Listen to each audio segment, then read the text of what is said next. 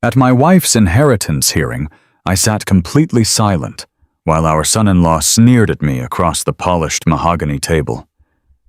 He looked me right in the eye and told me I was too dumb to understand what was going on. I had just buried the woman I loved for 42 years only to have him try to erase me from my own life. What that arrogant boy did not know was that my wife's $9 million will had already named me as the only person she truly trusted. My name is Silas Bennett. I am 68 years old. For 40 years I worked as a heavy-duty diesel mechanic. If you look at my hands today, you will see they are permanently stained with grease and motor oil. It is the kind of dirt that settles deep into the cracks of your skin and never washes out, no matter how hard you scrub with pumice soap. I spent my entire adult life underneath semi-trucks and heavy machinery, turning wrenches and busting my knuckles so my family could have a solid roof over their heads and warm food on the table. I did the heavy lifting, and my beautiful wife Caroline handled everything else. Caroline was the light of my life. We met when we were just 22 years old at a local diner where she worked the weekend shift. She had this bright smile that could make a tired man forget all his problems. We got married a year later in a small Methodist church surrounded by our families. From the very beginning, we had a clear partnership. I brought home the paycheck, and Caroline managed the paperwork. She was brilliant with numbers organized to a fault, and possessed a quiet wisdom that kept our household running like a perfectly tuned engine. She paid the bills, balanced the checkbook, and handled the taxes. I never questioned her decisions because I trusted her with my life. We built a good, honest life together in our 4-bedroom house in the suburbs. We raised our only daughter, Sarah, giving her every opportunity we never had. We paid for her college, helped her buy her first car, and stood proudly by her side when she married Preston Caldwell. Preston was a corporate wealth manager. He wore custom-tailored suits, drove a high-end imported car, and always spoke like he was delivering a lecture to people who were beneath him. From the day Sarah brought him home, I had a bad feeling in my gut. He would look at my dirty work boots and my calloused hands with a subtle look of disgust. But Sarah loved him, and Carolyn always told me to give the boy a chance. She said we needed to support our daughter's choices. So I kept my mouth shut and treated him with respect, even when he treated me like an uneducated relic of the past. I thought things would eventually settle down, but then the unthinkable happened. Caroline got sick. It started as a persistent cough and quickly escalated into a diagnosis that shattered my world. Lung cancer. The doctors told us it was aggressive. I took a leave of absence from the garage to take care of her. For 8 agonizing months, I watched the strongest woman I knew wither away in a hospital bed we set up in our living room. I held her hand through the chemotherapy, wiped her forehead when the fever spiked, and prayed every single night for God to take me instead of her. But my prayers were not answered. Caroline passed away quietly on a rainy Tuesday morning, holding my hand, leaving me in a deafening silence that I did not know how to survive. The funeral was the hardest day of my life. The church was packed with people who loved her. Neighbors, old friends from the community people she had helped through her church volunteer work. I sat in the front pew in my stiff black suit, staring at her oak casket, feeling like half of my soul had been ripped out of my chest. Sarah sat next to me, weeping uncontrollably. Preston sat on the other side of Sarah, checking his expensive watch and typing on his phone like he was at a boring business meeting instead of his mother-in-law's funeral. I wanted to grab his phone and throw it across the aisle, but I kept my composure for Sarah's sake. I had to be strong for my little girl. When the pastor gave the eulogy, he spoke about Caroline's endless generosity and her sharp mind. I just looked down at my rough hands and wished I could hold hers one last time. We drove out to the cemetery under a bleak, gray sky. As they lowered Caroline into the earth, I felt a physical pain in my heart so intense I thought my knees would give out. I stood there as the cold wind whipped around us, completely devastated. I had spent 42 years waking up next to her, and the thought of going back to an empty house was unbearable. But the real nightmare was just beginning. After the burial, everyone gathered at our house for the reception. I just wanted to sit in my armchair in the corner and mourn my wife in peace. But the moment we stepped through the front door, the tone shifted drastically. Preston immediately took control of my house. He did not ask how I was doing or if I needed a glass of water. He took off his suit jacket, rolled up his sleeves, and started barking orders at the catering staff we had hired. He acted like he owned the place. I walked into the kitchen to get a cup of coffee, only to find Preston standing by the counter flipping through a stack of mail that he had taken from Caroline's desk. I felt a surge of anger. I asked him what he was doing going through our personal mail. Preston did not even look up. He just smirked and said he was sorting out the junk to save me the trouble. I told him to put the mail down, that Caroline's desk was off limits. He finally looked at me, giving me that same condescending look he always had. He sighed heavily, patted me on the shoulder like I was a confused child, and told me to just go sit down and let the adults handle the logistics. I was too exhausted from the funeral to start a shouting match in the middle of my own kitchen, surrounded by guests. I walked away gripping my fists so tight my knuckles turned white. I went to find Sarah. She was standing in the living room receiving condolences from some of our old neighbors. She looked fragile, her eyes red and puffy. I walked over to hug her, but before I could even wrap my arms around my daughter, Preston appeared out of nowhere and wedged himself between us. He put his arm around Sarah protectively and told the neighbors that Sarah was completely exhausted and needed to rest. He literally guided her away from me, steering her toward the back patio. I followed them, my heart pounding with confusion and anger. When I stepped out onto the patio, I heard Preston talking to Sarah in a low, calculating voice. He was telling her that I was not coping well with the loss. He said I was showing signs of severe cognitive decline, that I was hoarding mail in the kitchen, and that the stress of the funeral was breaking my mind. I stepped forward and told Preston to stop talking nonsense. Sarah looked at me, her eyes filled with tears and confusion. She told me to calm down, saying that Preston was just trying to help us navigate this difficult time. I tried to explain that Preston had no right to go through Caroline's desk, but Preston interrupted me. He used a soft, reasonable voice that made me look like the unreasonable one. He told Sarah that I was clearly overwhelmed by the financial reality of Caroline's passing.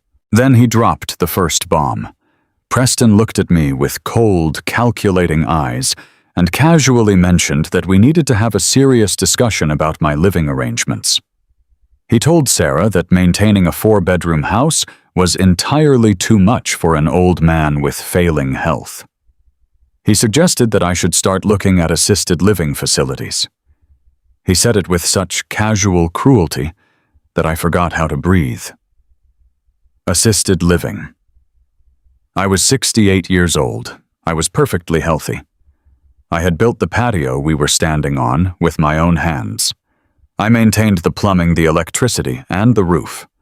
And this slick corporate suit was telling my daughter I needed to be put in a home. I raised my voice and told him I was not going anywhere. This was my house. Caroline and I paid off the mortgage 10 years ago. Preston let out a small, mocking chuckle. He shook his head and adjusted his expensive tie. He looked at Sarah, then looked back at me and delivered the sentence that shattered my remaining world. He said I clearly did not understand the financial mess Caroline had left behind. He claimed that my wife had accumulated massive hidden debts, that her medical bills had drained all the equity, and that the estate would have to be completely liquidated just to cover the liabilities. I stared at him in pure shock. Caroline was the most responsible person I had ever known. She never spent a dime we did not have. She kept pristine records. The idea that she had hidden massive debts and ruined our finances was impossible. It was a complete lie. But before I could defend my wife's honor, Preston turned to Sarah and pulled her closer to his chest. He whispered to her that I was in denial, that I did not understand how complex estate law worked, and that they needed to take over everything to protect me from bankruptcy. Sarah looked at me with absolute pity. That look destroyed me. My own daughter, the girl I had carried on my shoulders and taught how to ride a bicycle, was looking at me like I was a senile, helpless burden. She told me to just go rest in my room, that Preston would handle the lawyers and the bank accounts. She said I did not need to worry my head about the paperwork anymore. I stood alone on the patio as Preston led my daughter back inside the house. I was completely heartbroken. I felt a crushing weight pressing down on my chest. In a single afternoon, I had buried the love of my life, lost the respect of my only daughter, and was being threatened with eviction from the only home I had ever known. Preston was manipulating Sarah, driving a wedge between us while she was most vulnerable. He was using her grief as a weapon to isolate me. I walked to my garage, the only place in the house where Preston had not yet intruded. I sat on my old metal stool surrounded by my tools, my wrenches, and the smell of motor oil. I put my face in my rough hands and finally allowed myself to cry. I wept for Caroline. I wept for the silence in the house. I wept for the feeling of utter helplessness. I was just a mechanic. I knew how to fix engines, how to diagnose a blown gasket, how to rebuild a transmission. I did not know how to fight a wealthy, smooth-talking corporate manager who knew how to twist words and forge narratives. Preston thought I was broken. He thought I was just a dumb old man who would quietly pack his bags and move into a facility while he liquidated my life's work. He thought because my hands were dirty, my mind was slow. But as I sat there in the dim light of my garage, the tears stopped falling. The overwhelming grief slowly began to crystallize into a cold, hard resolve. I remembered Caroline's voice. I remembered how sharp she was. Carolyn never left anything to chance. She was meticulous. If there was a financial situation, she would have told me. If there were debts, she would have shown me the ledgers. Preston was lying. He was trying to steal our home and our legacy, and he was using my daughter to do it. I wiped my face with a greasy shop rag. I looked around at the tools I had used my whole life to fix broken things.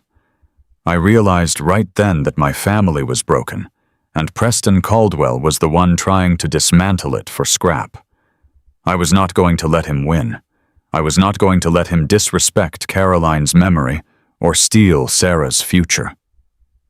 I did not know how I was going to fight him yet, but I knew I could not collapse. I had to be patient.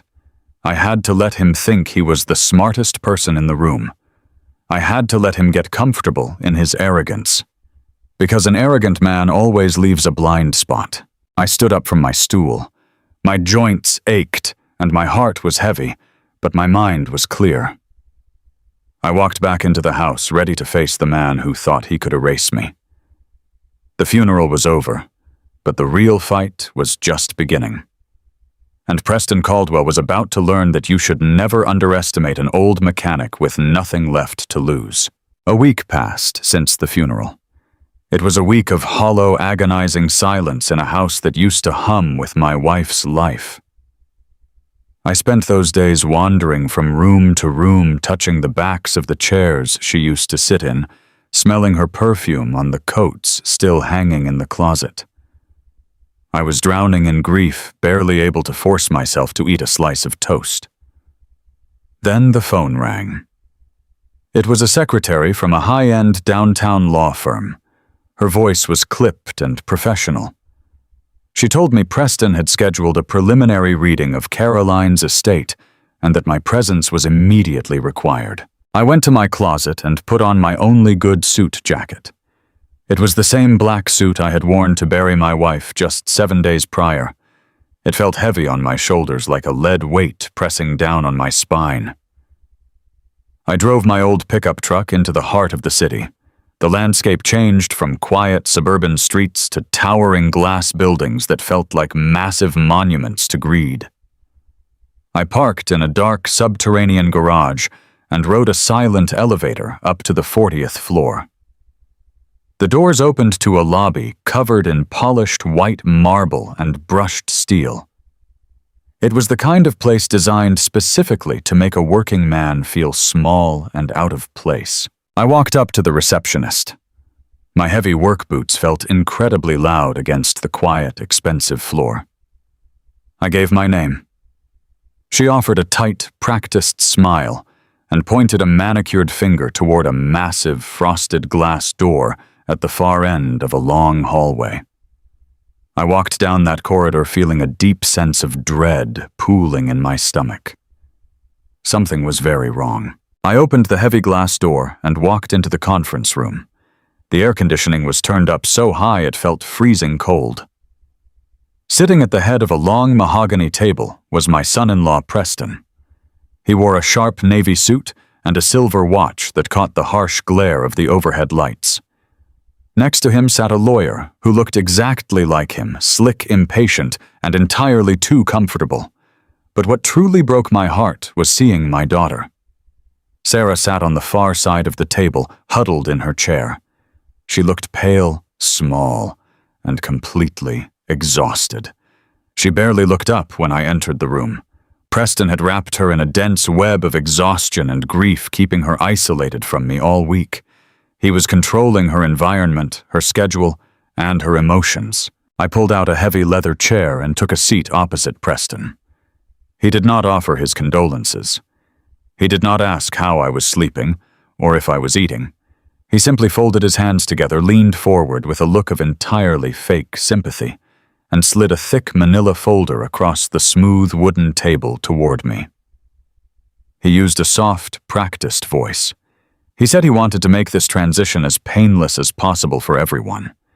He claimed that Caroline had left behind a very complicated, disastrous financial situation, and that he was stepping in to take the burden off my old shoulders. I opened the folder. My calloused fingers traced the edges of the crisp paper. I started reading, and my blood immediately turned to ice water in my veins. The document was heavily redacted. Thick black lines crossed out entire paragraphs. What was left visible was written in dense, confusing legal jargon designed to disorient a regular person. But I knew how to read numbers, and I could read the bold print perfectly fine. According to this piece of paper, Caroline had completely surrendered all control of her assets, her investments, and our family home to Preston. It claimed she explicitly wanted him to manage everything on behalf of Sarah. The document stated that the estate was severely in debt and required immediate liquidation. And then my eyes found the provision designed for me. The paper stated that I would receive a meager stipend of exactly $500 a month. $500. That amount would not even cover basic groceries and utilities, let alone the rising property taxes on the house I had lived in for 4 decades. I kept reading, my vision blurring with disbelief, and my heart slammed violently against my ribs. There was an addendum placed at the very back of the packet. It was a formal eviction notice. It stated that the family home would be sold to satisfy the outstanding debts of the estate. I was given exactly 30 days to pack up my entire life and vacate the premises. I sat there staring at the black ink on the white paper. My mind was reeling, desperate to make sense of an impossible situation. Caroline and I had built our entire life on a foundation of absolute honesty. I remembered every single Sunday evening of our marriage. She would sit at our wooden kitchen table with her reading glasses perched low on the bridge of her nose. She would organize our grocery receipts, carefully balance the checkbook, and file every single document into perfectly labeled binders. She knew exactly where every single penny went. She was the most meticulous, careful woman I had ever met. We had paid off our mortgage a decade ago. We had no massive credit card debts. We lived strictly within our means. The idea that she would secretly drown us in hidden liabilities and willingly sign our entire life over to a son-in-law she barely tolerated was beyond absurd. It was a direct insult to her memory. It was a complete and utter fabrication. I looked closely at the signature on the very last page. It looked somewhat like Caroline's handwriting, but the pen strokes seemed shaky, forced, and rushed. None of this made any logical sense. I closed the folder and pushed it back toward the center of the mahogany table. I looked directly at the slick lawyer, who immediately looked away, and then I locked eyes with Preston. I kept my voice perfectly steady, though my chest was burning with a righteous, suffocating anger. I said this paperwork had to be a mistake. I told them Caroline would never under any circumstances leave me destitute. We were married for 42 years. We were equal partners in everything. She would never hide massive debts from me, and she certainly would never write a 30-day eviction notice for the man she loved. I turned my gaze to my daughter. I begged Sarah to talk to me. I asked her if she truly believed her mother would throw me out on the street with only $500 a month to my name. Sarah opened her mouth to speak. Her eyes filled with heavy tears, and her lower lip trembled. But before she could say a single word in my defense, Preston moved. He placed his large hand firmly over hers, pressing her hand flat against the table. It was a deeply possessive, silencing gesture. Preston looked at me, and the fake, polite sympathy completely vanished from his face. The caring son-in-law act dropped instantly, revealing the cold, arrogant predator hiding underneath the expensive suit. He let out a harsh, mocking breath. He leaned back in his leather chair, crossed his arms, and stared at me with pure, unadulterated contempt. The silence in the conference room became absolutely suffocating. Then he sneered. His voice dripped with an arrogant poison I will never forget. He said, "Look, Silas, you have spent your entire life turning wrenches in the dirt. You are too dumb to understand complex estate law. Let the adults handle this." Those words hit me like a physical blow to the jaw. You are too dumb to understand. Let the adults handle this. He was speaking to a man who had worked brutal double shifts for 40 years to ensure his wife had a beautiful home and his daughter could graduate from a top university without a penny of student debt. He was calling me an idiot simply because I worked with my rough hands instead of sitting behind a desk. He truly thought my calluses meant I lacked a brain. He mistook my quiet nature over the years as a sign of stupidity and weakness. I looked at Sarah again. I desperately hoped she would defend me. I prayed she would stand up, push his hand away, and reprimand her husband for speaking to her grieving father like he was garbage. But she did not. She just looked down at her lap, crying softly, completely crushed under Preston's manipulation. She was too exhausted, too deep in her own grief, and too scared to fight him. He had successfully convinced her that he was the absolute only person who could save them from the financial ruin he had invented. I did not shout. I did not flip the heavy mahogany table. I knew that if I lost my temper, I would only play right into his malicious narrative. He wanted me to act like an out-of-control, confused, aggressive old man. He wanted an excuse to call the building security and prove to Sarah that I was losing my mind and becoming a danger. He wanted to justify throwing me into a facility, so I slowly stood up. I buttoned my worn black suit jacket. I looked at the slick lawyer, and then I looked right back at Preston. I did not say a single word to him. I just gave him a long, hard stare. It was a stare that promised I was not going to disappear quietly into the night like a beaten dog. I turned around and walked out of the conference room, leaving the fraudulent folder sitting on the table. I walked down the long, quiet hallway and stepped into the elevator. As the metal box descended 40 floors down to the street level, the crushing grief that had paralyzed me since Caroline's final breath began to burn away. It was rapidly replaced by something else entirely. A sharp, icy resolve flooded my veins. Preston Caldwell thought he had me backed into a corner. He thought he had easily outsmarted a simple diesel mechanic, but he had made one massive, fatal miscalculation. He severely underestimated the deep bond I shared with my wife. Caroline was brilliant. If she knew the end of her life was approaching, she would never have left me exposed to a greedy shark like Preston. She would never have let him take control of our family without preparing a defense. She must have known exactly what he was planning. She must have seen the dark greed hiding in his eyes over the years, just like I did. And if I knew my wife, I knew she would have left a safety net. She would have left the real truth hidden somewhere safe, somewhere where only I could find it. I stepped out of the glass building and into the bright city sunlight. The noisy traffic and the crowds of business people rushing past me felt like a completely different universe. My mind was racing, putting the pieces of the puzzle together like a complex engine diagram. The heavily redacted documents, the sudden 30-day eviction notice, the careful isolation of my daughter. It was all a highly calculated rapid strike. Preston wanted me out of the house in exactly 30 days because he needed to liquidate the property fast, before anyone could look too closely at the forged paperwork. He needed me gone so he could tear the place apart, claim all our assets, and permanently erase any trace of Caroline's real financial history. But he did not legally own the house yet. He only had preliminary questionable documents. I still had my house keys in my pocket. I still had legal access to my own home. I walked into the dark parking garage and found my old pickup truck. I unlocked the heavy door and slid into the driver's seat. I gripped the steering wheel so tightly my knuckles popped. I was not going to assist in my own destruction. I was going to drive back to the suburbs and tear my house apart, board by board if I had to. I was going to look in every single drawer, behind every picture frame, inside every book, and under every floorboard. I was going to find the meticulous records Caroline always kept.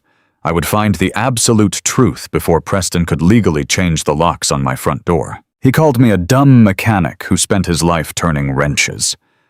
But a good mechanic knows exactly how to take a complex machine apart and expose all the broken, rotten pieces hidden deep inside. Preston Caldwell had built a sophisticated machine of lies to steal my family's legacy. He thought he was untouchable. But he was about to learn what happens when a man with greasy hands decides to dismantle your entire life. I drove my old pickup truck back to the house in an absolute daze. The streetlights flickered against the windshield, casting long, moving shadows across the cab of the truck. My mind was stuck on a relentless loop of Preston and his arrogant voice calling me a dumb mechanic.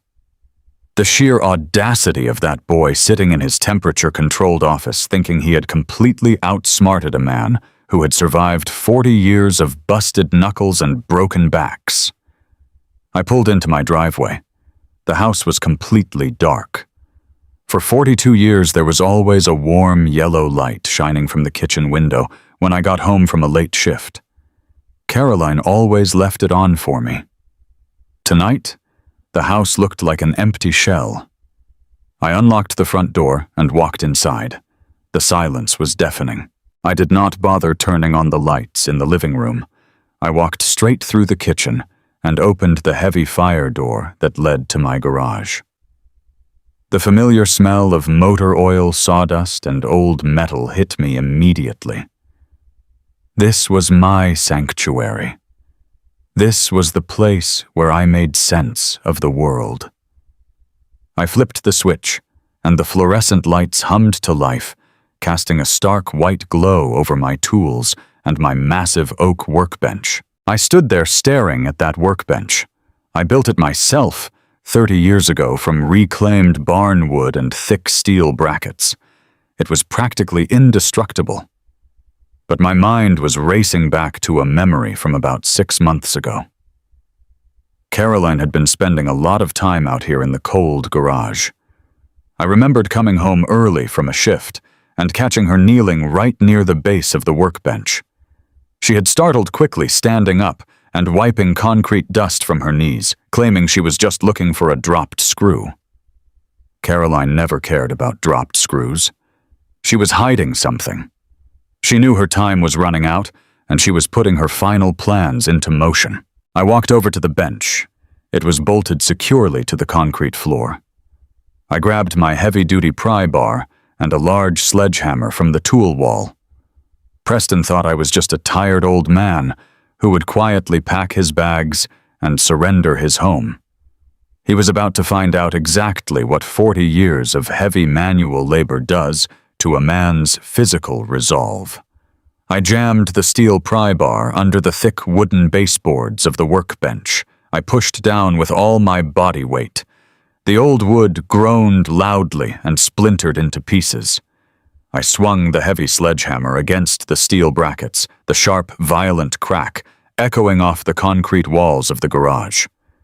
I was sweating profusely, my chest heaving with every swing, but I did not stop. I ripped the heavy wooden planks away one by one, tearing the massive structure apart with my bare hands, until the concrete floor beneath it was completely exposed. I dropped the sledgehammer. My breathing was heavy and ragged in the quiet garage. I knelt down on the cold, hard concrete and brushed away a thick layer of sawdust and dirt. There it was. Right where the center leg of the heavy workbench used to sit there was a perfectly cut square in the concrete foundation. I wedged the flat tip of my pry bar into the tight seam and lifted upward. A heavy steel plate popped up and clattered noisily to the side. Beneath it, set deep into the solid foundation of my own garage, was a heavy steel floor safe. It was commercial grade, the exact kind you see in business back rooms, featuring a thick chrome handle and a modern digital keypad.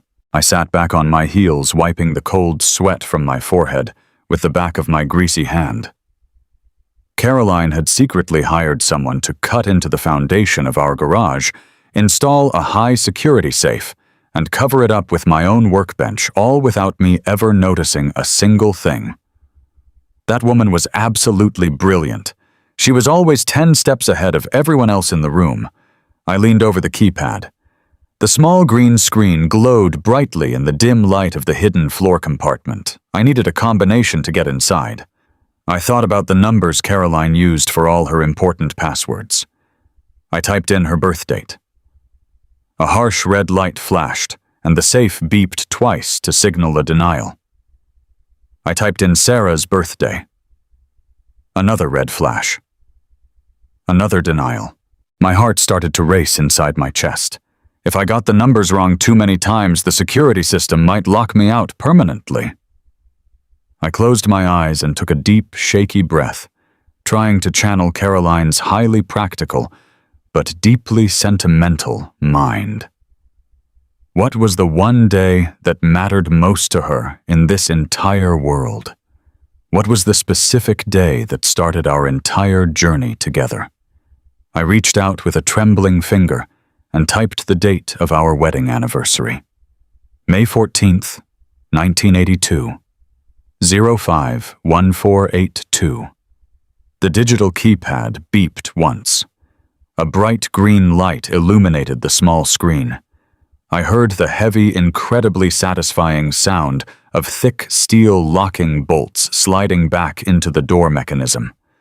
I grabbed the cold chrome handle and pulled upward. The heavy steel door swung open smoothly, releasing a sudden rush of stale, cool air.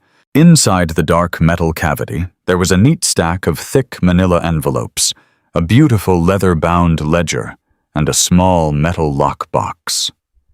I reached in and pulled everything out, laying the items carefully on the clean concrete next to my knees. I opened the first thick envelope. It was packed tight with heavy legal paperwork. The embossed seal at the very top of the page belonged to a highly respected, aggressive law firm located 3 towns over, a place nowhere near Preston's slick downtown buddies. I unfolded the heavy parchment. Right at the top, printed in bold, undeniable letters, it read, "Last Will and Testament of Caroline Bennett." I looked closely at the date on the bottom margin. It was signed and officially notarized barely 3 months ago, right after she received her fatal terminal diagnosis. This was not the heavily redacted, fraudulent garbage Preston had arrogantly shoved in my face at his office. This document was the absolute real deal. I sat cross-legged on the garage floor and started reading immediately. My calloused fingers traced the dark lines of text. I read through the standard legal declarations, and then I hit the financial asset disclosures. My jaw literally dropped open. I read the massive numbers once blinked hard, and read them a second time to make sure my tired, aging eyes were not playing cruel tricks on me. According to this certified legal document, Caroline did not just leave behind a paid-off suburban house and a modest family savings account. My wife had quietly built an absolute financial empire. The attached documents detailed brilliant early investments she had made decades ago in undeveloped commercial land on the outer edge of our county. It was land that I now realized had been recently sold and fully redeveloped into massive shopping centers and wealthy corporate parks. She had intelligently funneled all those massive profits into secure municipal bonds and high-yield trust accounts. I looked at the final estimated valuation of the entire estate printed clearly at the bottom of the last page. $9 million. My sweet wife, the woman who diligently clipped grocery store coupons and always bought her winter coats on clearance, was sitting on a documented net worth of $9 million. I felt physically dizzy. I had spent my entire adult life busting my knuckles to bring home a weekly mechanic paycheck, completely unaware that Caroline was silently turning our modest savings into massive generational wealth. But the most important part of the entire will was not the amount of money. It was the absolute, undeniable power she handed over to me. The legal document explicitly named me Silas Bennett as the sole executor and 100% beneficiary of the entire $9 million estate. There were no joint trusts created with Preston. There were absolutely no provisions for him to manage anything on behalf of our daughter, Sarah. Caroline left every single penny, every piece of real estate property, and every ounce of total legal control entirely in my greasy, calloused hands. She trusted me completely with her life's work. She knew I would fiercely protect our daughter and our family legacy. Preston had just looked me right in the eye and called me too dumb to understand estate law. He truly thought Caroline viewed me as a useless simpleton.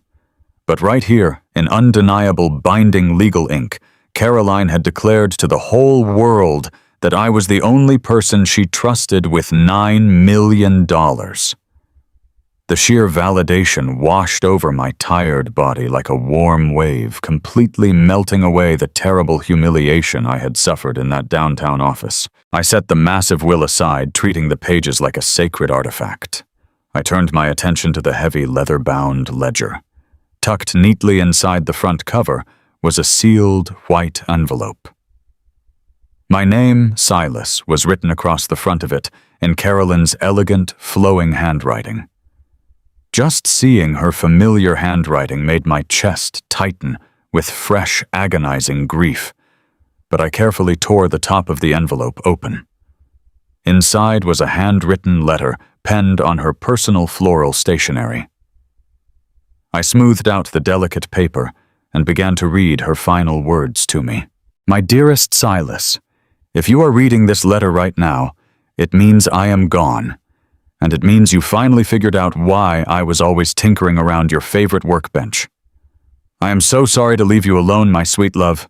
I know your big heart is completely broken right now, but I need you to be incredibly strong. I need you to put on your heavy work boots and go to war for us. I kept our true financial success a secret from you for a very long time, mostly because I knew you would insist on working brutal double shifts at the garage, even if we had all the money in the entire world. You are stubborn like that. But over the last few years, my financial secrecy became an absolute necessity. It became about pure survival. Silas, please listen to me carefully. Preston is a complete fraud. From the very first moment Sarah brought him to our house, I saw right through his expensive tailored suits and his arrogant fake smiles. He is a greedy, desperate man who views our beautiful daughter not as a loving wife, but as a convenient bank account waiting to be drained dry. Over the last year, I secretly hired elite private investigators to look deep into his professional background. What they found is absolutely terrifying.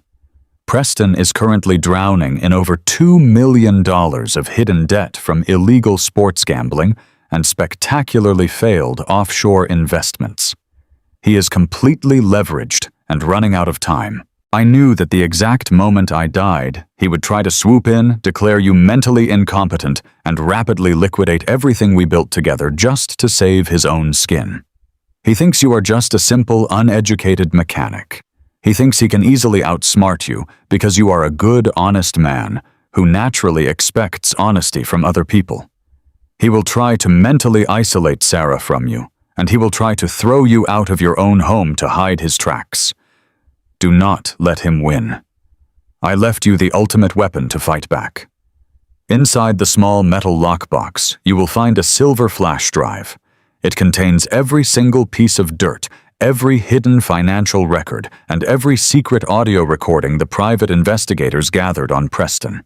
It is more than enough evidence to send him to federal prison for a very long time. I need you to take this evidence. I need you to go find my brother Hank. And I need you to absolutely destroy Preston Caldwell before he destroys our little girl's future. Do not show your hand to him too early. Let him get comfortable in his lies. Let him think he has completely won the game. Play the part of the tired, confused old man he fully expects you to be.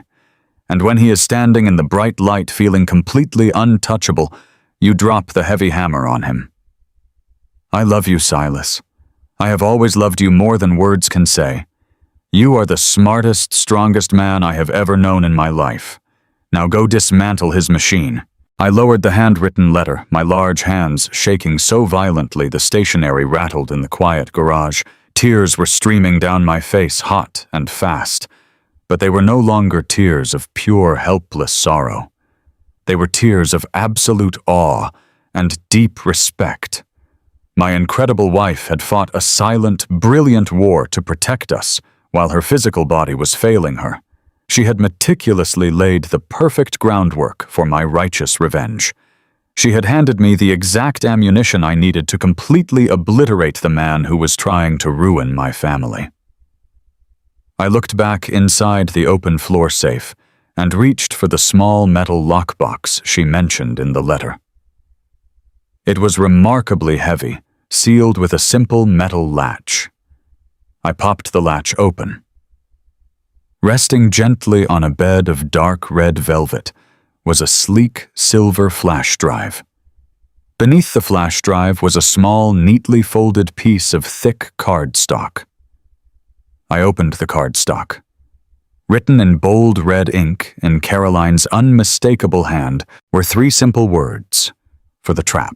I sat there on the cold concrete floor of my garage, completely surrounded by splintered wood and broken steel brackets from the heavy workbench I had just destroyed.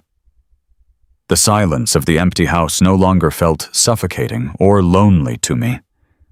It felt exactly like the deep, heavy silence that comes right before a massive, destructive storm. Preston had arrogantly told me to let the adults handle the situation. He had looked me in the eye and told me I was too dumb to understand his complex corporate world. He wanted to play a high-stakes game of chess with my family's entire future. But thanks to the brilliant, loving woman I married, I was not just stepping into his rigged game. I was walking in with the absolute winning hand. I slowly closed my large, grease-stained fist around the silver flash drive, feeling the cold, hard metal press deeply into my calloused palm. I wiped my wet face, stood up from the concrete floor, and looked at the broken mess I had made. It was finally time to go to work. It was time to lay a perfect trap for a greedy rat. I held the small silver flash drive in my greasy palm. It felt colder and heavier than any wrench I had ever lifted in my 40 years at the diesel shop. I walked out of the garage and into the quiet kitchen. The house was completely still. I could hear the hum of the refrigerator and the ticking of the old grandfather clock in the hallway. I carried the small metal lockbox to the kitchen table, setting it down gently on the worn oak surface. My hands were still shaking from reading Caroline's letter. I wiped my palms on my grease-stained work pants, took a deep breath, and pulled my old laptop from the bottom drawer of the cabinet. The computer took a long time to boot up. The cooling fan whirred loudly, reminding me of an engine struggling to turn over on a cold winter morning. While I waited, I walked over to the coffee maker and brewed a fresh pot. I needed something strong to keep my mind sharp. I poured the black coffee into my favorite ceramic mug, the one Sarah had painted for me when she was just 9 years old. It had the words "World's Greatest Fixer" painted in crooked blue letters. I stared at those words for a long time. I was a fixer. I had spent my entire life repairing broken things, diagnosing strange noises under the hoods of massive trucks, and making sure the people who relied on me were safe. Now my own family was broken, and I was the only one left to fix it. I sat back down at the kitchen table and inserted the silver flash drive into the side of the laptop. The screen flickered and a small window popped open. There were 3 simple yellow folders listed on the screen. The first folder was labeled Financials. The second was labeled Audio Files. The third was labeled Legal Filings. Caroline had not just hired a private investigator. She had hired an absolute professional who had meticulously dismantled Preston Caldwell's entire fake life. I double-clicked on the first folder. A series of spreadsheets and scanned bank documents filled my screen. I am just a mechanic, and I have never pretended to be a financial genius, but you do not need a business degree to understand the language of absolute ruin.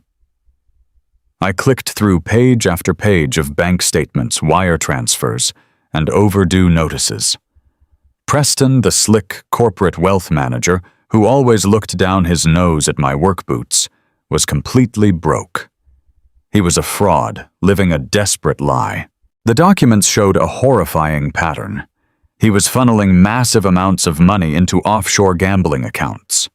There were records of high-stakes sports betting, devastating losses at foreign casinos, and crippling loans taken out from aggressive private lenders. I stared at the final tally at the bottom of the investigator's summary report. Preston was drowning in over $2 million of hidden debt. $2 million. The sheer scale of his recklessness made my stomach turn. He was completely leveraged, borrowing from one account to pay another, moving money around like a frantic street hustler playing a shell game. This was exactly why he was moving so fast to take over Caroline's estate. He was out of time. His creditors were circling, and he needed a massive injection of cash to save his own skin. He looked at my grieving daughter and my recently deceased wife not as family, but as a lifeline. We were nothing but an easy target to him. He thought he could bulldoze a tired old man, sell our family home from under me, and use our hard-earned money to erase his pathetic mistakes. I felt a hot, burning anger rising in my chest, but I forced myself to stay calm. I closed the financial spreadsheets and opened the second folder, the one labeled Audio Files. There were dozens of recordings listed by date. I clicked on the most recent file, dated just 2 weeks before Caroline passed away.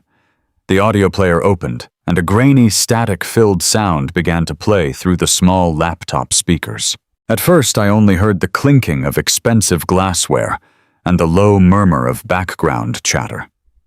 It sounded like a high-end restaurant or a private hotel bar. Then a voice cut through the noise. It was Preston. But he was not using that fake, polite, corporate voice he always used around us. His tone was loose, arrogant, and cruel. Then I heard a woman laughing. It was a high, breathy laugh that made the hairs on the back of my neck stand up. It was not Sarah.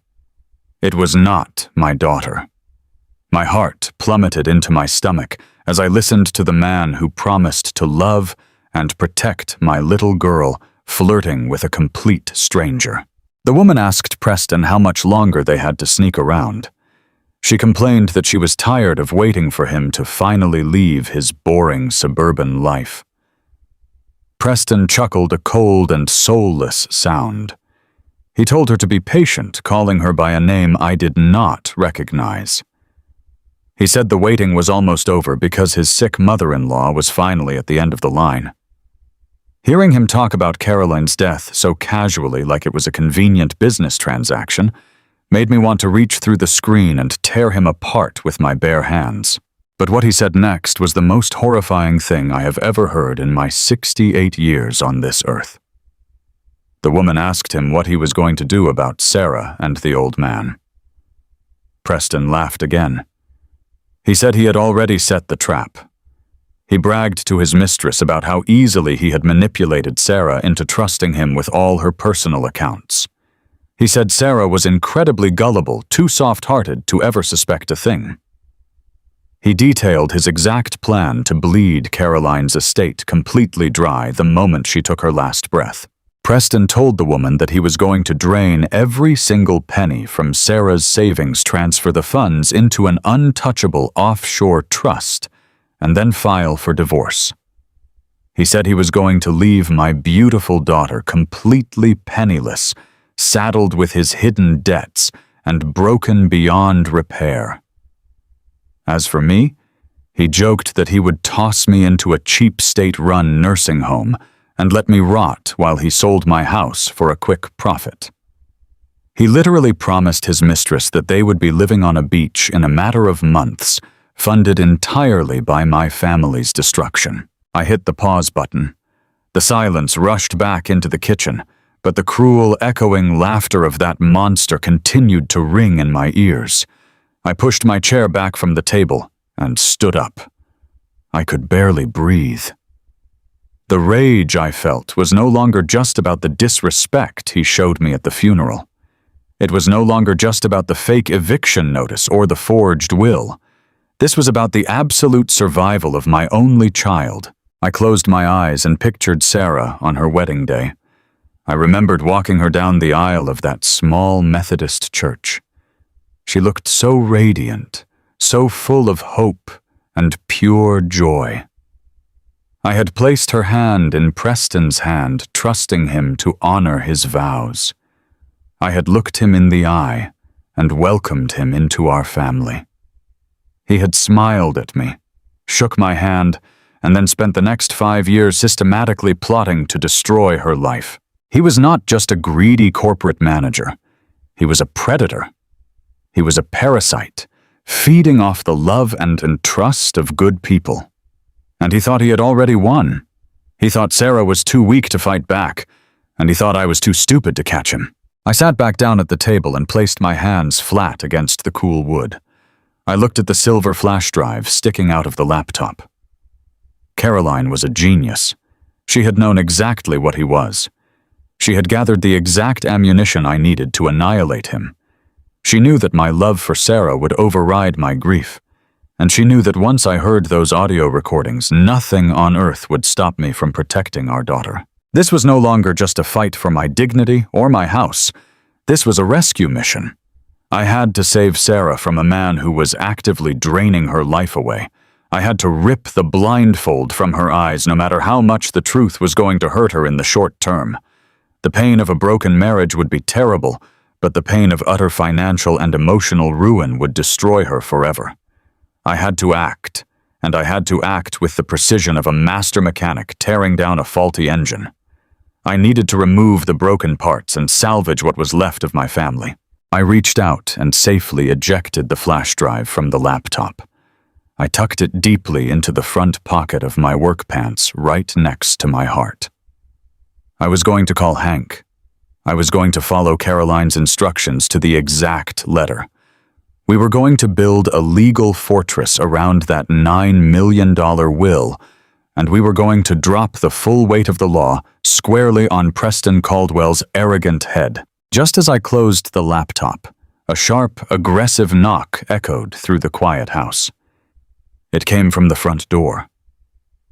I froze. It was nearly 9 o'clock at night. Nobody came to our house this late, especially not just a week after a funeral. I stood up my heavy boots, making soft thuds against the hardwood floor. I walked down the dark hallway and peered through the small glass window next to the front door. Standing on my porch was a young man holding a thick manila envelope. He was wearing a cheap suit and looking nervously at his phone. I unlocked the deadbolt and opened the door. The cool night air rushed inside. I asked the young man what he wanted. He asked if I was Silas Bennett. I nodded. Without another word, he shoved the thick envelope into my chest, told me I had been officially served, and practically ran back to his car, parked idling in the street. I stood on the porch, watching the taillights of his car disappear around the corner of the neighborhood. I looked down at the thick envelope in my hands. It looked exactly like the fake legal folder Preston had shoved across the conference room table earlier that day. I closed the front door, locked the deadbolt, and walked back into the bright light of the kitchen. I tore the top of the envelope open. I pulled out a thick stack of legal documents printed on heavy watermarked paper. I started reading the bold print on the very first page, and my blood ran completely cold. Preston was moving much faster than I had ever anticipated. He was not waiting for the 30-day eviction notice to take effect. He was accelerating his timeline. The document in my trembling hands was a formal legal notice from the county courthouse. It stated that Preston Caldwell had filed an emergency legal petition against me. He had gone to a judge and formally requested an immediate conservatorship over my life and my finances. He had attached a heavily fabricated affidavit claiming that my grief had caused a severe psychological break. He told the court that I was displaying aggressive delusional behavior and that I was a direct danger to myself and the remaining assets of the estate. Preston was officially petitioning the court to declare me mentally incompetent. If the judge signed this emergency order, Preston would gain total, unquestionable legal control over my entire life. He could legally freeze my bank accounts, lock me out of my own home, and force me into a locked psychiatric facility against my will. He would have the absolute authority to liquidate Caroline's entire estate before I could even hire a lawyer to defend myself. I read the date stamped at the top of the hearing notice. The emergency hearing was scheduled for exactly 48 hours from now. 2 days. Preston was trying to trap me in a legal cage before I could even process my wife's death. He knew I was isolated. He knew Sarah was too grief-stricken to question his motives. He thought he could strike with blinding speed and crush me before I even realized I was in a fight. I set the terrifying legal notice down on the kitchen table right next to the small metal lockbox. My heart pounded a fierce, steady rhythm against my ribs. Preston thought he was tightening a noose around the neck of a helpless, confused old man, but he had no idea what was waiting for him. He had no idea that I had just spent the last hour listening to him confess his crimes. He had no idea that I held the real $9 million will and a flash drive full of federal offenses right in my pocket. The timeline had suddenly vanished. I did not have weeks to carefully plan my next move. I had exactly 48 hours to dismantle Preston Caldwell's entire universe. I looked at the coffee mug Sarah had painted for me so many years ago. World's greatest fixer. I took a deep breath, letting the cold, hard anger settle into my bones. The trap was fully set, and the bait was waiting. It was time to go to war. The engine of my old pickup truck roared to life, cutting through the heavy silence of the suburban night. I did not bother packing a bag or leaving a note. I had my worn canvas jacket, my truck keys, and the small metal lockbox sitting securely on the passenger seat right next to me. The clock was ticking loud and fast in my mind. 48 hours. That was all the time I had before Preston Caldwell dragged me into a county courtroom and tried to legally strip away my freedom, my dignity, and my entire life. I steered the heavy truck onto the dark, empty highway, heading straight north out of the city limits and toward the deep country. I was going to see Caroline's older brother, Hank. Hank was a retired county sheriff. He was a man carved out of solid oak and stubborn, unwavering principles. He had spent 30 years wearing a silver badge, dealing with the absolute worst kinds of predators society had to offer.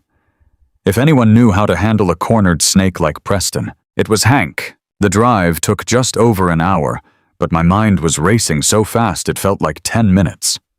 I kept glancing at the metal lockbox resting on the worn fabric of the passenger seat. Inside that box was a $9 million Willa flash drive full of federal crimes and my wife's final handwritten command to destroy the man who was bleeding our daughter dry. I pulled onto the gravel driveway of Hank's property. The tires crunched loudly in the quiet country air. Before I even cut the engine, the front porch light flicked on. Hank stepped out the front door, wearing a thick flannel shirt and holding a steaming mug of coffee. He had always been an early riser, a habit left over from decades of working the early morning patrol shifts. I grabbed the lockbox, stepped out of the cold night air, and walked up the wooden porch steps. Hank took one look at my face and knew instantly that something was terribly wrong. He did not ask any useless questions. He simply opened the front door wider, motioned with his head, and told me to come inside the kitchen. We sat down at his heavy oak kitchen table. The house smelled like pine wood and strong black coffee. I set the metal lockbox down on the table between us. I did not try to soften the blow. I told Hank everything exactly as it happened. I told him about the fraudulent preliminary reading at Preston's downtown office. I told him how Preston had looked me right in the eye and called me a dumb mechanic.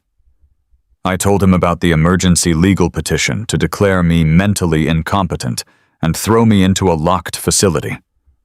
Hank's jaw clenched tight, the muscles jumping in his cheek. He had always despised Preston. He always said the boy had the shifty eyes of a desperate gambler. But when I popped the latch on the lockbox and slid Caroline's real notarized will across the table, Hank's breath hitched in his throat. He put on his reading glasses, stared at the $9 million valuation, and slowly took off his glasses. He looked at me in absolute shock. I told him Caroline had hidden her success to protect us, but the real nightmare was still waiting on the flash drive. I pulled my old laptop out of my canvas bag, booted it up, and plugged in the silver flash drive. I opened the audio file. I pressed play, and Preston's arrogant, cruel voice filled the quiet country kitchen. Hank sat perfectly still as he listened to Preston laugh with his mistress. We listened as Preston bragged about how gullible my daughter Sarah was. We sat in total silence as Preston detailed his exact methodical plan to drain Caroline's estate, wipe out Sarah's personal savings, dump me in a cheap nursing home, and leave my little girl completely penniless while he ran off to a beach to escape his $2 million in hidden gambling debts. When the recording finally ended, the silence in the kitchen was heavy and dangerous. I looked over at Hank. The man had spent his entire life upholding the law, but right now I saw the raw, unrestrained fury of a protective older brother and a devoted uncle. Hank stood up from the table so fast his wooden chair scraped loudly against the floor. His face was flushed with pure, righteous anger. He walked over to the tall metal gun safe sitting in the corner of his living room and began spinning the dial. He told me in a low, gravelly voice that he was going to drive into the city right now, kick Preston's front door off the hinges, and beat the absolute living breath out of him. He said a piece of trash like Preston did not deserve a courtroom.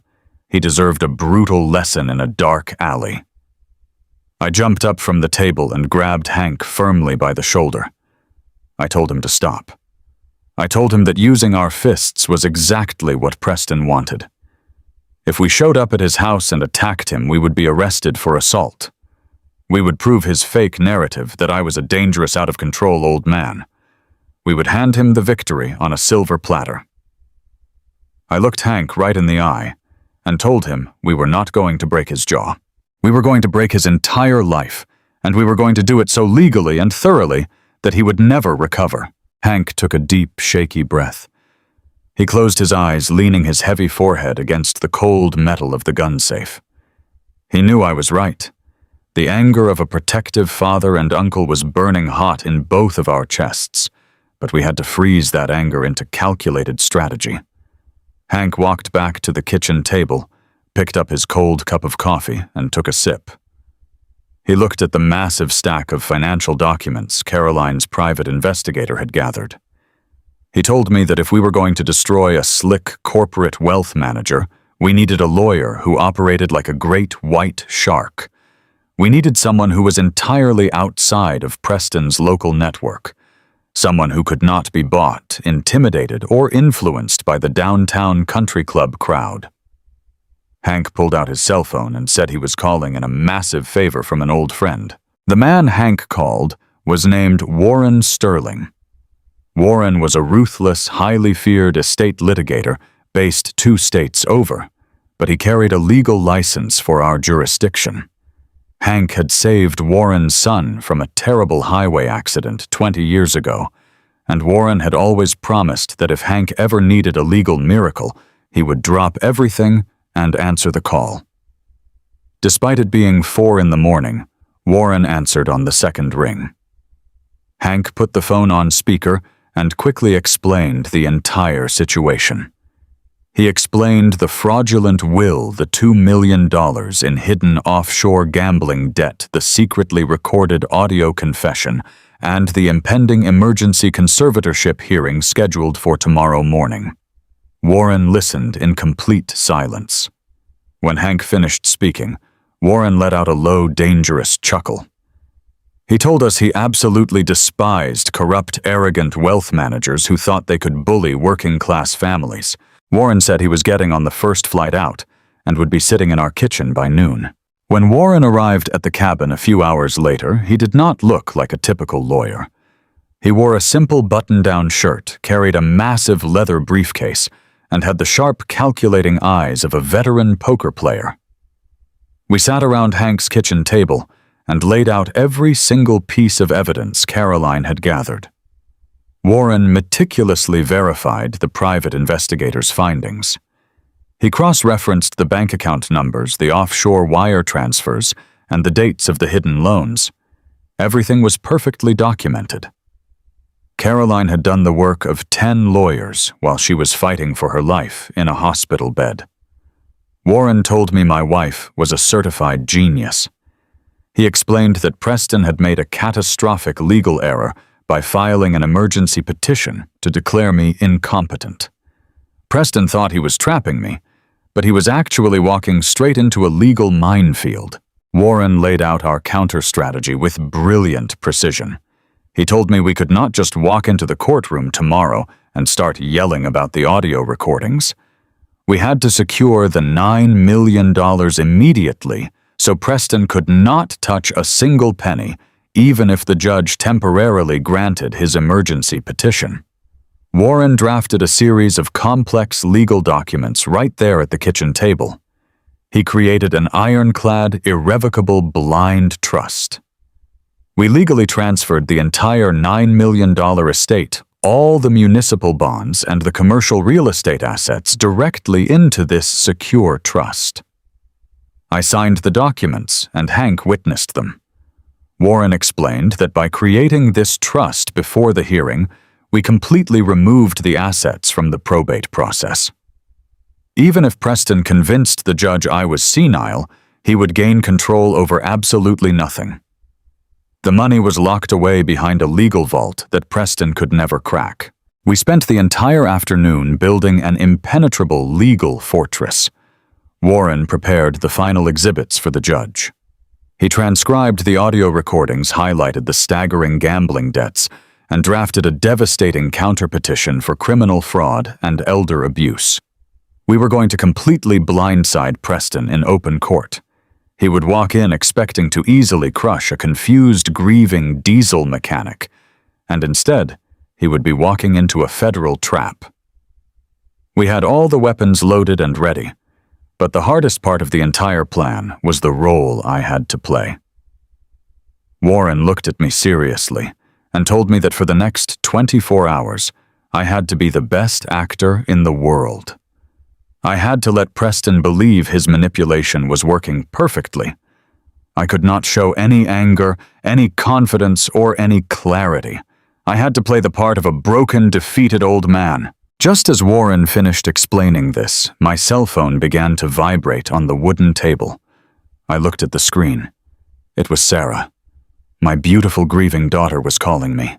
My heart immediately clenched tightly in my chest. I answered the phone and put it to my ear. I did not even have the chance to say hello before I heard her sobbing softly on the other end of the line. Her voice was trembling thick with exhaustion and profound sorrow. She asked me why I was doing this. She asked me why I was making everything so difficult when we were supposed to be mourning her mother. Every single tear she shed felt like a dagger twisting directly into my heart. Preston had been working on her all night. He had poisoned her mind with terrible lies. Sarah cried and told me that Preston had explained the emergency petition to her. He had convinced her that I was completely losing my grip on reality. He told her I was wandering around the empty house, tearing up the furniture, hoarding garbage, and hallucinating conversations with Caroline. He painted a picture of a man who was rapidly descending into severe dementia. Sarah begged me to just surrender. She told me to please stop fighting Preston. She said Preston only wanted to help us, that he was trying to save me from hurting myself. She promised me that the assisted living facility Preston found was very nice, that she would visit me every single weekend, and that I would be safe there. Listening to my daughter beg me to lock myself away in a home because she genuinely believed I was going crazy was the most agonizing torture I have ever endured. I wanted to scream. I wanted to tell her the absolute truth. I wanted to tell her that her husband was a monster who planned to steal her money, dump her for a mistress, and leave her bankrupt. The words burned in the back of my throat like hot coals. I looked across the table at Hank and Warren. They were watching me intently. Hank gave me a slow, solemn nod. He knew exactly how much pain I was in, but he also knew that if I broke character now, Preston would realize we were on to him. Preston would scramble his lawyers, hide his remaining assets, and prolong the legal battle for years. If I wanted to save my daughter, I had to let her break my heart today. I swallowed the massive lump of anger and grief in my throat. I forced my voice to sound weak, shaky, and incredibly tired. I leaned into the phone and let out a long, ragged sigh. I told Sarah that I was just so confused. I told her I could not find my wrenches, that the house felt too big, and that I just missed her mother so much my chest hurt. I played the part of the defeated, lost old mechanic perfectly. I heard Preston murmuring something in the background, on her end of the line, his voice dripping with fake sympathy as he comforted her. Sarah sniffled, telling me she loved me, and that everything would be okay after the hearing tomorrow. She said Preston was going to take care of all the scary paperwork. I told her I loved her more than life itself. I promised her I would see her at the courthouse in the morning. When I finally disconnected the call, my hand was shaking so badly, I almost dropped the phone onto the floor. I buried my face in my hands, taking deep, shuddering breaths to keep the rage from boiling over into a scream. I had just lied to my only child. I had allowed her to feel the terrifying pain of thinking she was losing her father right after burying her mother. But it was a necessary sacrifice. It was a temporary wound required to cut out a massive fatal tumor. I looked up at Hank and Warren. The early evening sun was beginning to set outside the cabin windows, casting long, dark shadows across the kitchen table. The trap was completely set. The blind trust was officially filed. The private investigator's evidence was organized and legally bound. The audio transcripts were printed and ready to be submitted into the court record. Preston Caldwell thought he was a master manipulator. He thought he was playing chess against a man who only knew how to change oil filters. He thought my silence was weakness, and my grief was stupidity. He had no idea that tomorrow morning he was going to walk into a family courtroom expecting a coronation, and instead, he was going to face an absolute execution. I stood up from the table, my calloused hands balled into tight fists, completely ready for the war that was coming at dawn. The morning sun was pale and weak when Hank pulled his old pickup truck behind my garage. We sat in my kitchen, the very same kitchen where Caroline used to drink her morning tea and balance our checkbook. Hank reached into a heavy canvas bag and pulled out a small black recording device. He looked me dead in the eye, his retired sheriff instincts taking over every muscle in his face. He told me this was going to be the most important performance of my entire life.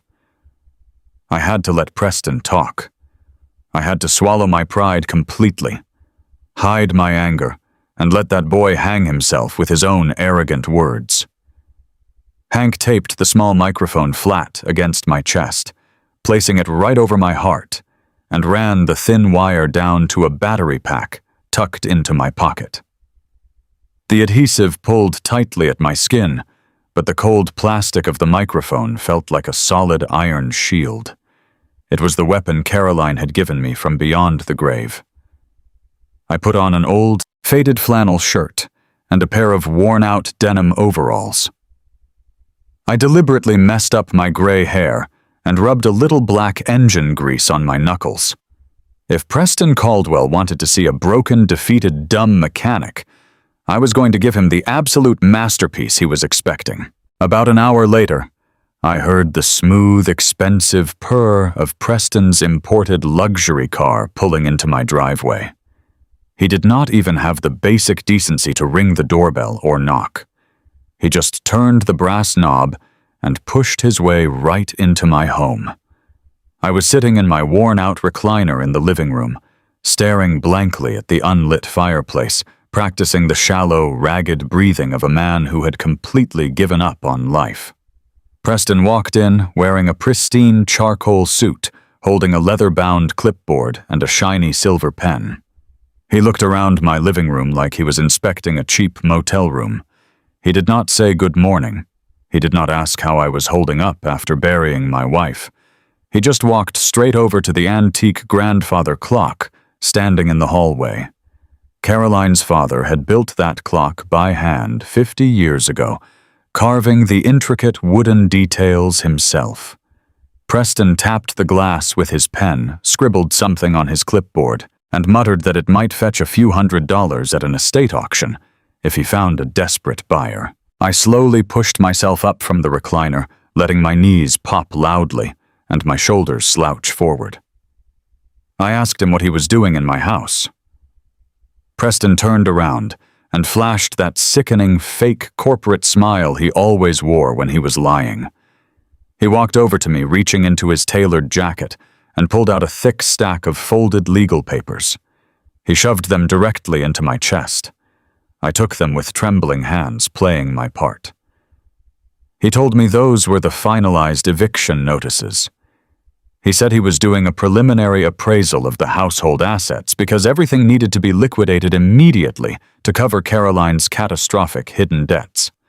I looked down at the papers, letting my eyes go wide and confused. I stammered, asking him why we had to sell the furniture. I told him Caroline loved that grandfather clock. I told him Sarah would want to keep her mother's beautiful things to remember her by. Preston let out a long, exaggerated sigh like a frustrated teacher dealing with a slow toddler. He stepped closer to me, aggressively invading my personal space. He told me that cheap sentimentality does not pay the bills. He said I was too caught up in the past to understand the severe financial reality of the present. I knew Hank was listening closely in the garage. I knew the red light on the recorder in my pocket was blinking, capturing every single arrogant word. I needed to push him just a little bit further. I looked up at him, making my voice crack with manufactured desperation. I begged him to explain the paperwork to me. I said I just did not understand how Carolyn could possibly owe so much money. I told him she always balanced the checkbook every Sunday evening without fail. I asked him if he was absolutely sure the preliminary documents were completely accurate. That was the bait, and Preston swallowed it whole. He could never resist an opportunity to brag about his own brilliance. He loved hearing himself speak, and he loved feeling vastly superior to the dirty diesel mechanic standing in front of him. He let out a harsh, cruel laugh that echoed off the living room walls. He looked around the room to make sure we were completely alone, entirely unaware of the digital witness taped securely to my chest. He leaned in close, his voice dropping into a low, arrogant whisper.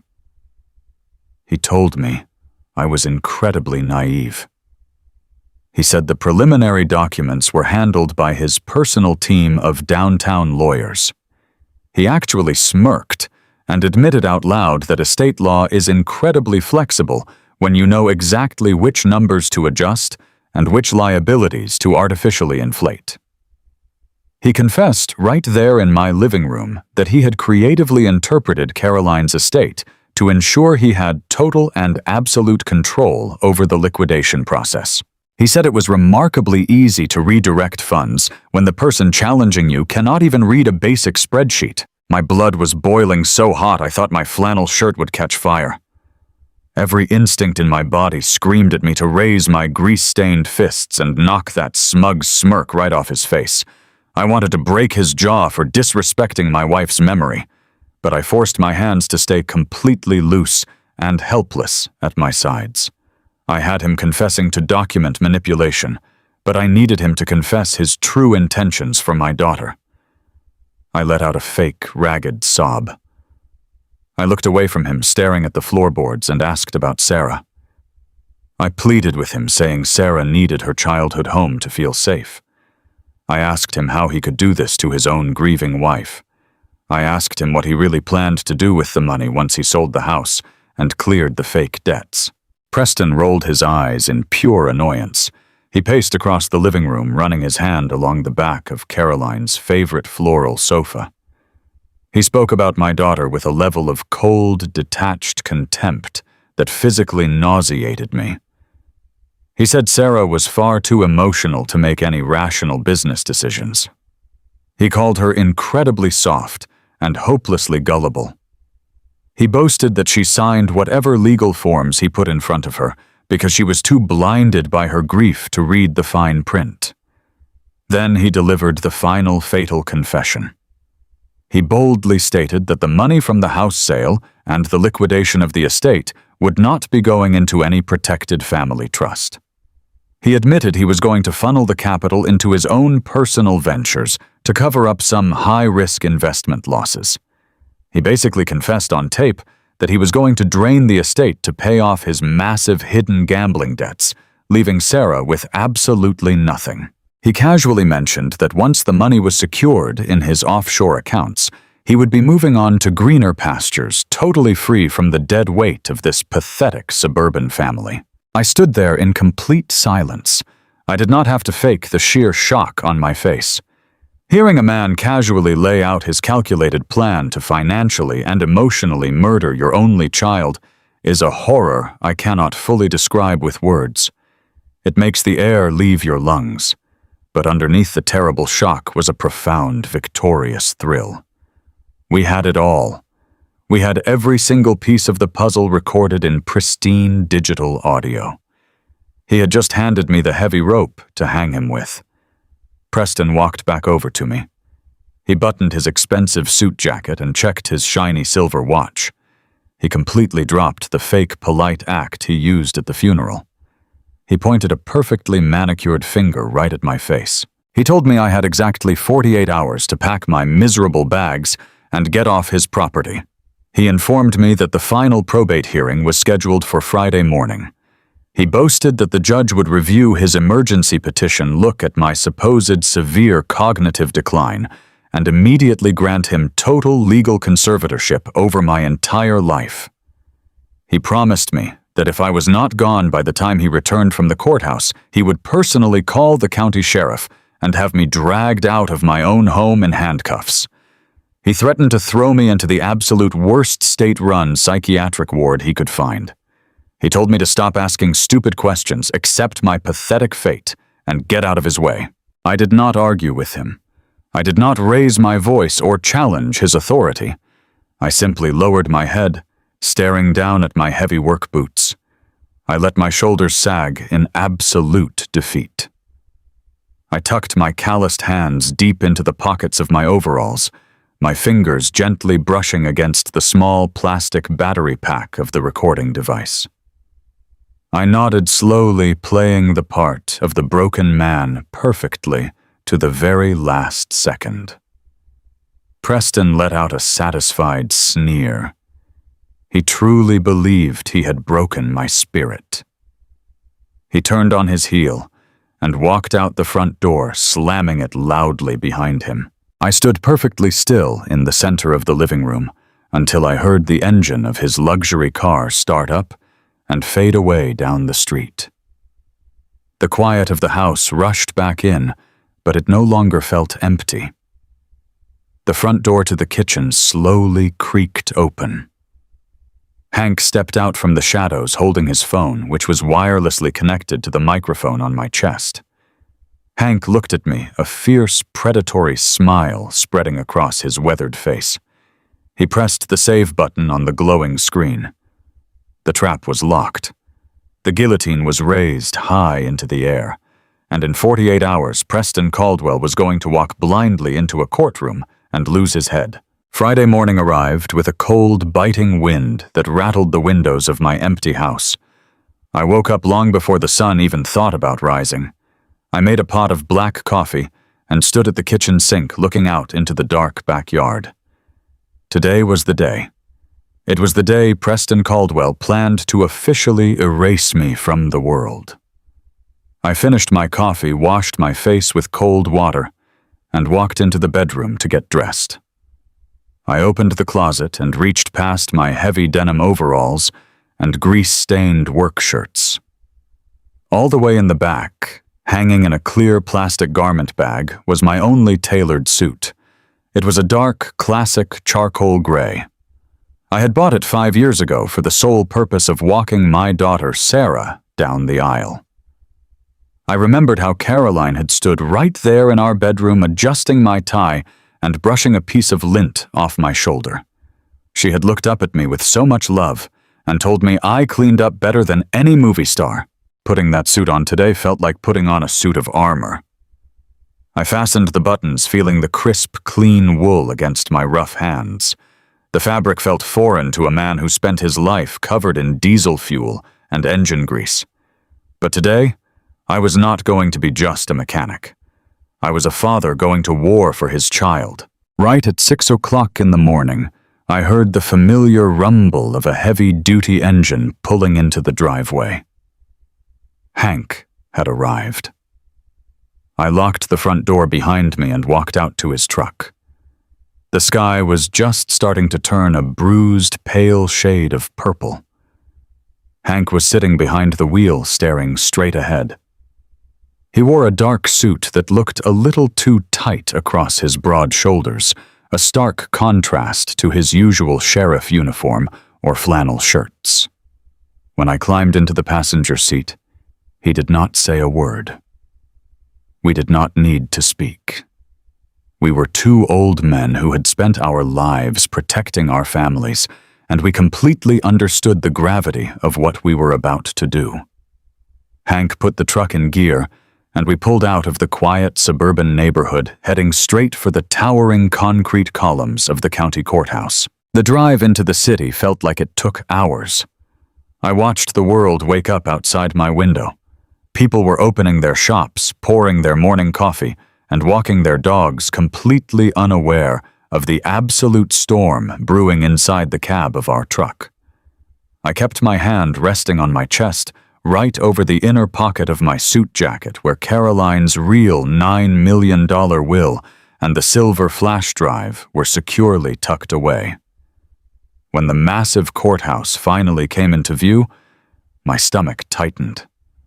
This building was a place where futures were decided, where families were torn apart, and where liars like Preston thrived. Hank parked the truck in the visitor lot. Before we opened the doors, he reached over and gripped my shoulder with a hand as strong as a vice. He told me to remember the plan. We had to be the tired, defeated old men that Preston was expecting. We had to feed his massive ego right up until the very last second. I nodded. I took a deep breath, letting my shoulders round forward. I practiced softening my gaze, making my eyes look lost and incredibly tired. When we stepped out into the cold morning air, I shuffled my feet slightly against the pavement. Hank walked beside me, matching my slow, defeated pace. We climbed the wide stone steps of the courthouse, looking like two broken relics of the past who had simply given up the fight. We passed through the security checkpoint and made our way to courtroom number 4 on the second floor. The heavy oak doors were already propped open. The room smelled of lemon polish and old stale air. I walked down the center aisle, my heart pounding a fierce rhythm against my ribs. There, sitting at the plaintiff's table, was Preston. He looked absolutely immaculate. He wore a sharp, custom-fitted navy suit, a crisp white shirt, and a silk tie perfectly knotted at his throat. His hair was slicked back, and his expensive silver watch caught the fluorescent light as he casually flipped through a stack of legal documents. He looked completely at ease, like a predator sitting comfortably in a trap he had built himself. But what made my blood boil completely out of control was the sight of my daughter. Sarah was sitting directly next to him, and she looked like an absolute ghost of the vibrant woman I raised.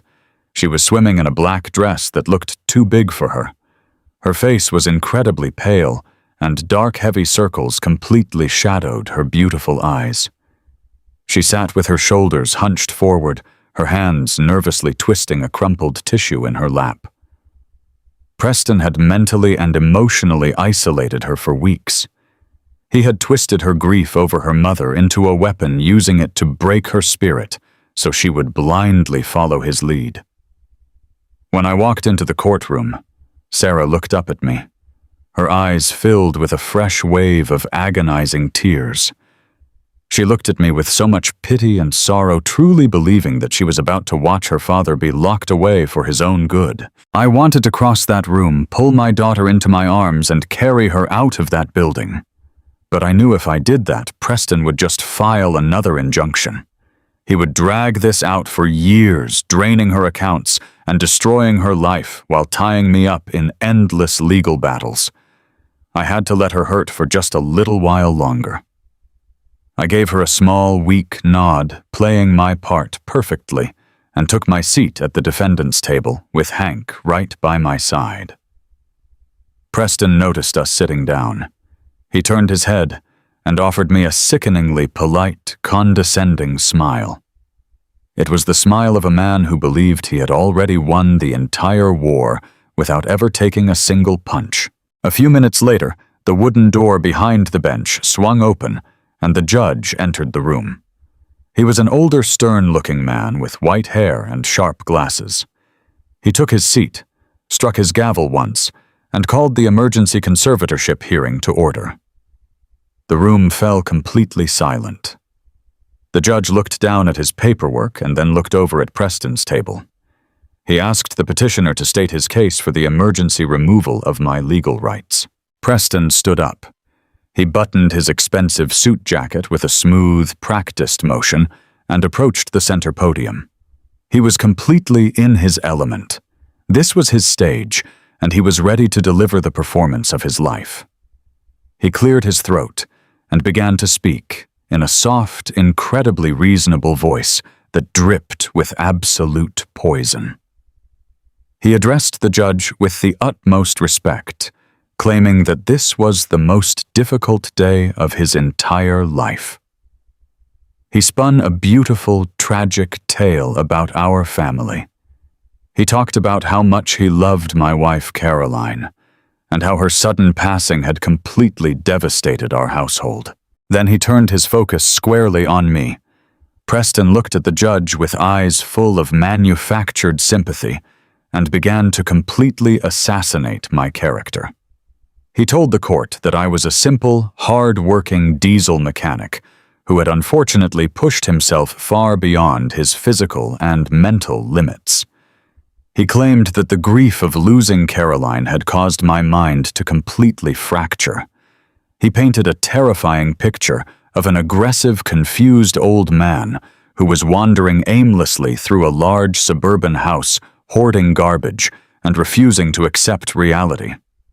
He said I was entirely incapable of managing my own basic needs, let alone navigating the massive, catastrophic financial debts that Caroline had supposedly left behind. Preston walked back to his table, picked up a thick, heavily redacted folder, and handed it to the court clerk to give to the judge. He solemnly stated that those documents were the preliminary financial assessments of the estate. He completely lied to a judge in open court, claiming that the house was facing imminent foreclosure and that the only way to save my daughter from utter financial ruin was for the court to grant him total and immediate legal control over all remaining assets. He finished his disgusting speech by looking over at Sarah. He placed his hand on his heart and told the judge that he was willing to take on the massive, crushing burden of the estate. He promised to liquidate the properties to cover the debts and swore he would place me in a comfortable, secure facility where my fragile mind could finally rest in peace. It was a masterclass in manipulation. It was so convincing, so perfectly delivered, that if I had not known the absolute truth, I might have believed him myself. I sat at my table, keeping my head bowed low, staring at the scuffed toes of my dress shoes. I let my hands tremble slightly on top of the wooden table. I heard Sarah let out a soft, broken sob from across the room. She was fully buying into his narrative. She truly believed her husband was a hero, stepping in to save her broken family. The judge looked over the fraudulent documents Preston had submitted. The courtroom was so quiet, I could hear the hum of the air conditioning vents overhead. The judge pushed his glasses up the bridge of his nose, let out a heavy sigh, and looked directly down at me. His voice was not unkind, but it carried the heavy weight of inevitable authority. He asked me if I had legal representation present, or if I had anything I wanted to say in my own defense before he made his final ruling on the emergency petition. I kept my head down. I did not move. I did not speak. I let the silence stretch out thick and suffocating, allowing Preston's smug satisfaction to completely fill the room. Preston actually leaned back in his chair and crossed his arms, fully expecting the judge to lift his wooden gavel and officially hand him the keys to my entire life. The judge frowned, picking up his pen to sign the emergency order. He raised his gavel, and then the heavy oak doors at the very back of the courtroom swung open with a massive echoing crash. The sound was so loud it startled the court clerk and made Sarah jump in her seat. Every single head in the room turned toward the back entrance. Standing perfectly framed in the doorway was Warren Sterling. The out-of-state estate litigator did not look like a man who had rushed to get there. He looked like an apex predator stepping onto a fresh hunting ground. He wore a razor-sharp, pitch-black suit. His silver hair was perfectly combed, and his posture radiated absolute terrifying power. Warren did not wait for permission to enter. He strode confidently down the center aisle. The hard, rhythmic clack of his expensive leather shoes echoed sharply against the quiet courtroom floor, cutting right through Preston's carefully constructed atmosphere of fake sympathy. Warren walked directly past Preston's table without even giving him a passing glance. He marched straight up to the defendant's table where I was sitting and slammed a massive, thick leather briefcase down onto the wood with an explosive thud. The sound cracked through the room like a gunshot. The judge lowered his gavel, his eyes wide with surprise, and demanded to know who was interrupting his courtroom. Warren stood tall, smoothed the lapels of his suit jacket, and announced in a booming, authoritative voice that he was Warren Sterling, lead counsel, representing Silas Bennett. He boldly declared that he was there to completely dismiss the fraudulent petition currently sitting on the judge's desk. Preston practically leapt out of his chair. His perfect, confident posture vanished instantly. His face flushed bright red as he looked from Warren to the judge, stuttering out an objection claiming that this was highly irregular and that I was completely unrepresented just 5 minutes ago. He pointed an angry finger at me, demanding the judge remove the interruption and proceed with the conservatorship. It was exactly the moment I had been waiting for. The trap had perfectly closed around his ankles. I placed my rough, calloused hands flat against the top of the wooden table and pushed myself up from my chair. I did not slouch. I did not shuffle. I pulled my shoulders back, stood up to my full height, and completely dropped the facade of the broken, defeated old mechanic. I turned my head and locked my eyes directly onto Preston Caldwell. The absolute shock that washed over his face was a beautiful thing to witness.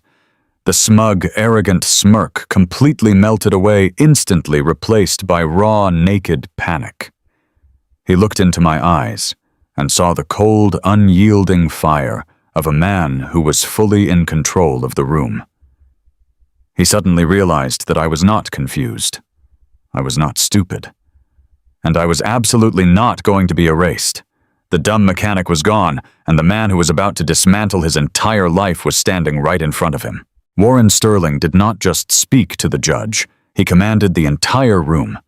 He stood at our table with his shoulders squared and his voice resonating off the high ceiling of the courtroom. He announced that the emergency petition filed by Preston Caldwell was not only factually incorrect, but entirely fraudulent. Preston immediately jumped up from his chair. His face flushed with sudden anger, the smooth corporate mask slipping to reveal the panic underneath. He pointed his manicured finger at Warren and shouted that this was an absolute outrage. He turned to the judge and declared that I was a sick, confused old man who had clearly been manipulated by an opportunistic lawyer trying to steal my assets. The judge banged his gavel heavily against the wooden block. He ordered Preston to sit down and remain quiet until he was addressed. The judge then looked down at Warren and asked him to explain his incredibly bold accusations.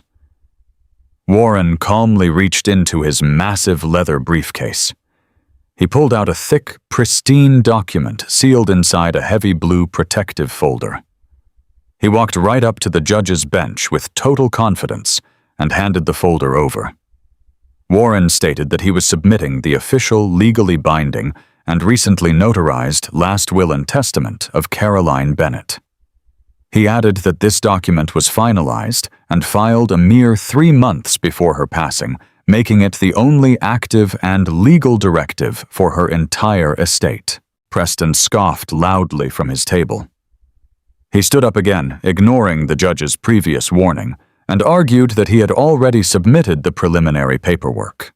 He claimed his documents superseded anything I could possibly present because he was the appointed wealth manager for the family. But the judge was no longer looking at Preston. The judge was staring down at the thick document Warren had just handed him. The courtroom grew so incredibly quiet that you could hear the low hum of the fluorescent lights overhead. The judge pushed his glasses up the bridge of his nose and read the first page. Then, he flipped directly to the financial asset disclosures. I watched the judge's eyes widen behind his lenses. He looked at the final page, carefully checked the official notary seals, and then looked directly at Preston. The judge leaned forward and asked Preston if he was completely aware that the estate he was attempting to urgently liquidate was officially valued at over $9 million. The sound of a collective gasp rippled through the small courtroom. The court clerk actually stopped typing on her machine. Sarah turned her head and stared at me with wide, tear-filled eyes, completely shocked by the massive number. Preston looked like he had just been struck by a high-voltage wire. His mouth opened, but no words came out. The smug, arrogant facade he had worn for 5 years completely shattered in a single second. He stammered, his voice suddenly high and weak, asking the judge what he was talking about. Warren stepped right into the silence. He projected his voice so every single person in the room could hear him loud and clear. Warren explained that Caroline Bennett was a brilliant financial mind who had quietly built a $9 million real estate portfolio over the last 30 years. And more importantly, Warren stated the official will clearly designated Silas Bennett as the sole executor and 100% beneficiary of the entire estate. Preston gripped the edge of his table so hard, his knuckles turned stark white. He looked over at me, and for the very first time in his life, he saw that I was not a dumb mechanic. He saw the cold clarity in my eyes. He realized that I had completely outplayed him. He frantically told the judge that the document had to be a forgery. He insisted that Caroline would never leave that kind of massive wealth to a man who spent his entire life covered in engine grease. He loudly claimed that I did not have the basic mental capacity to handle $9 million and that the court needed to intervene immediately to protect the money. Warren did not even blink at Preston's desperate, insulting outburst. He simply walked back to our table and pulled a small digital audio player and a thick stack of printed transcripts from his briefcase. He told the judge that my mental capacity was absolutely perfect. Warren stated that the only person in the room who had lost their mind was Preston Caldwell. Warren submitted the printed transcripts to the court clerk and asked the judge for permission to play a brief audio recording.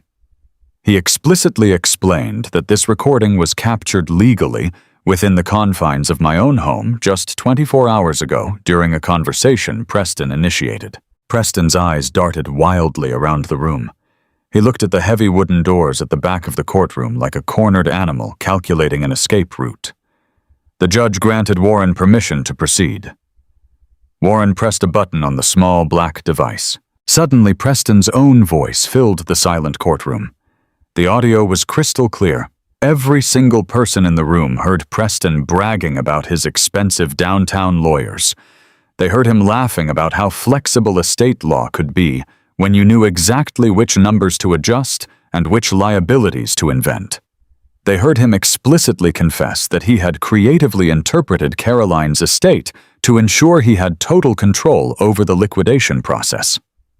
The recording played the exact moment Preston leaned in and called me incredibly naive. It played the exact moment he admitted he was manipulating the preliminary paperwork to steal the house right out from under me before I could ask any questions. I sat perfectly still, keeping my calloused hands folded neatly on the table. I watched Preston completely fall apart. He was physically shrinking into his expensive custom suit. Heavy beads of sweat began to form on his forehead. He reached up and frantically loosened his silk tie as if the fabric were suddenly choking him. He opened his mouth to object, to scream that he had been set up by a crazy old man, but the recording just kept playing, broadcasting his sins to the entire room. The entire courtroom heard me pleading with Preston on the tape. They heard my shaky, manufactured voice asking him how he could do this to his grieving wife. And then they heard Preston's cold, heartless, arrogant response.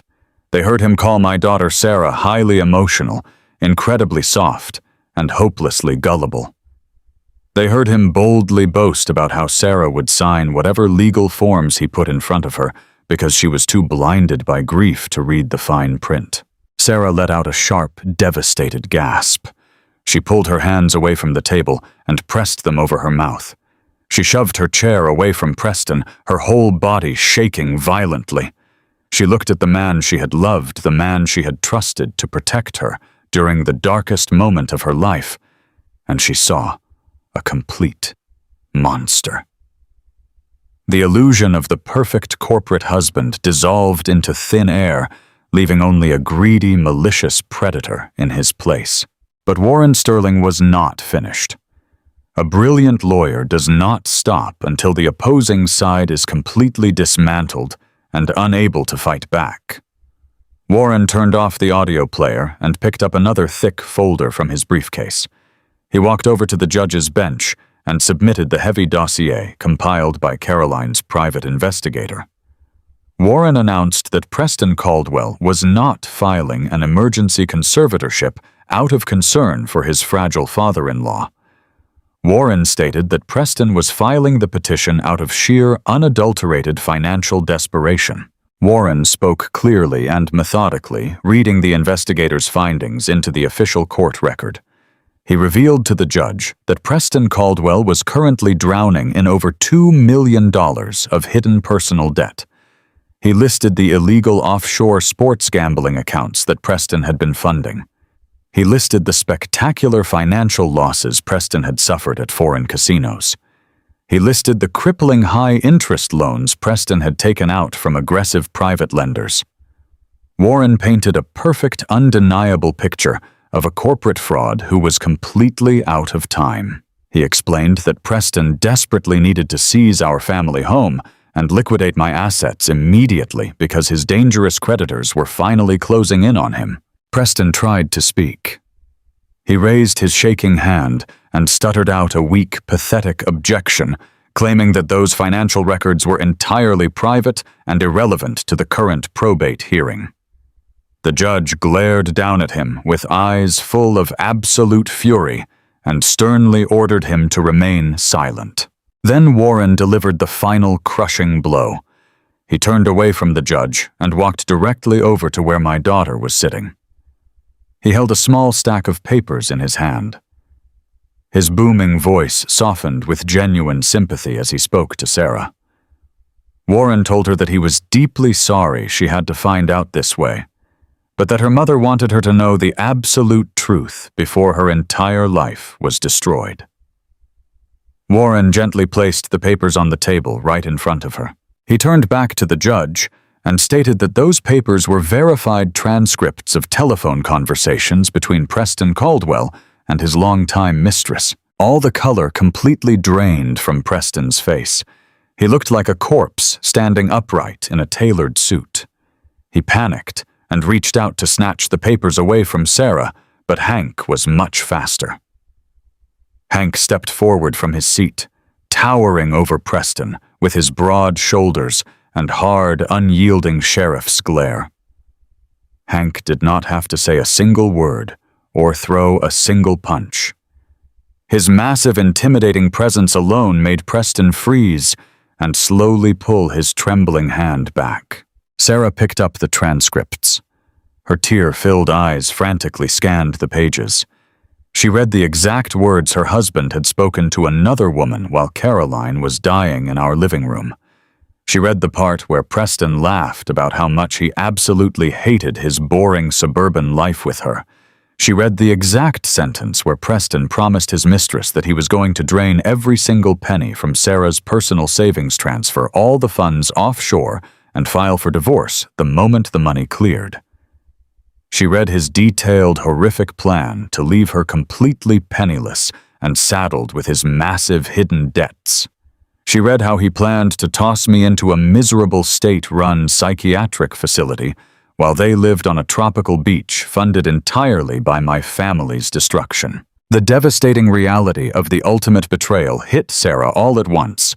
The papers slipped from her trembling fingers and scattered across the polished mahogany table. She let out a long, agonizing wail of pure, raw heartbreak. It was a sound that tore right through my soul, the sound of a daughter realizing that her entire marriage was a calculated lie. Her knees buckled beneath her as she tried to stand up.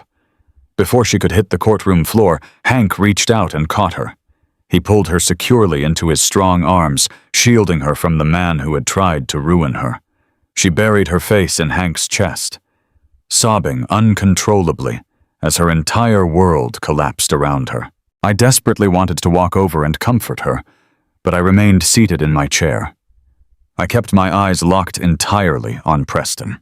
I wanted him to see that I was watching his fake empire burn to ash.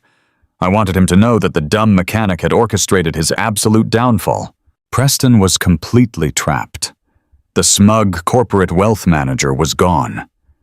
In his place was a desperate, sweating, terrified coward. He scrambled to piece together some kind of defense, but his mind was short-circuiting. He looked up at the judge and started talking a mile a minute. He claimed the private investigator had maliciously fabricated the financial documents. He loudly insisted that the audio recording was heavily manipulated and taken entirely out of context. He swore that he truly loved his wife, and that I was a vicious, vindictive old man who was trying to frame him because I was jealous of his corporate success. He pleaded with the judge to completely disregard the $9 million will, shouting that Caroline was heavily medicated and not in her right mind when she signed it. He threw lie after desperate lie into the air, hoping something, anything would stick and save him from the consequences of his actions. But his voice was cracking, and he had completely lost control of the room. The judge had heard enough. He picked up his heavy wooden gavel and slammed it down onto the sounding block with explosive, terrifying force. The loud crack echoed like thunder through the room, instantly cutting off Preston's frantic rambling. The judge stood up, leaning his body over his high wooden bench. His face was a mask of absolute authority and deep personal disgust. The judge completely lost his temper. He pointed his finger directly at Preston and roared with a voice that literally shook the walls of the courtroom. He commanded Preston to shut his mouth and sit down immediately. The judge told him that in his 30 years serving on the bench, he had never seen a more disgusting, arrogant display of elder abuse, emotional manipulation, and attempted grand fraud. The judge stated that Preston had walked into a court of law and knowingly presented forged documents in a calculated attempt to steal millions from a grieving family. The sheer volume and power of the judge's voice made Preston physically flinch backward. He practically collapsed into his leather chair, his mouth hanging open in silent, absolute terror. The trap had not just closed around his ankles, it had completely crushed him. He was totally out of options, out of time, and out of lies. And I just sat there, my calloused hands folded neatly on the table, watching the arrogant man who called me dumb realize that he had just lost absolutely everything. The echo of the heavy wooden gavel was still ringing sharply in the high vaulted ceiling of the courtroom. The judge was leaning so far over his massive oak bench that I thought he might physically reach down and grab Preston Caldwell by his expensive silk tie. His face had turned a deep and dangerous shade of crimson. He did not just dismiss the fraudulent emergency petition that Preston had arrogantly submitted. He completely obliterated it in front of the entire room. The judge's voice boomed through the quiet space, vibrating against the wooden pews where the spectators sat in absolute, stunned silence. He stated firmly that the legal system was designed to protect the vulnerable and the grieving, not to serve as a personal piggy bank for greedy and morally bankrupt predators in custom-tailored suits. He pointed a steady accusatory finger directly at Preston and began to list out the catastrophic mistakes the boy had just made. He told Preston that submitting heavily altered preliminary documents was not just a mere clerical error or a creative interpretation of complex estate law. It was a direct and calculated attack on the integrity of the court itself. It was blatant perjury. It was a malicious, premeditated attempt to commit grand fraud right under the nose of a sitting judge. The judge absolutely did not stop there. He looked down at the thick, printed transcripts that Warren Sterling had just submitted to the court clerk. He held up the crisp white pages detailing Preston's massive offshore gambling debts and his sickening, cruel conversations with his mistress. The judge read a few of the most damning lines aloud, his voice dripping with pure, unadulterated disgust. He looked Preston directly in the eyes and asked him how he could possibly sleep at night, knowing he was plotting to toss a grieving innocent widower into a locked psychiatric ward while simultaneously planning to rob his own weeping wife, entirely blind. Preston frantically tried to open his mouth to offer another pathetic, stuttering excuse, but the judge slammed his heavy gavel down a second time with terrifying force. He loudly ordered Preston to keep his mouth firmly shut. The judge formally declared that he was holding Preston Caldwell in direct and egregious contempt of court. Furthermore, the judge stated that he was fully rejecting the emergency conservatorship petition with extreme prejudice, meaning Preston could never try to file it again. He then turned his attention to Warren, respectfully commending him for bringing this vile and dangerous conspiracy to the light of day.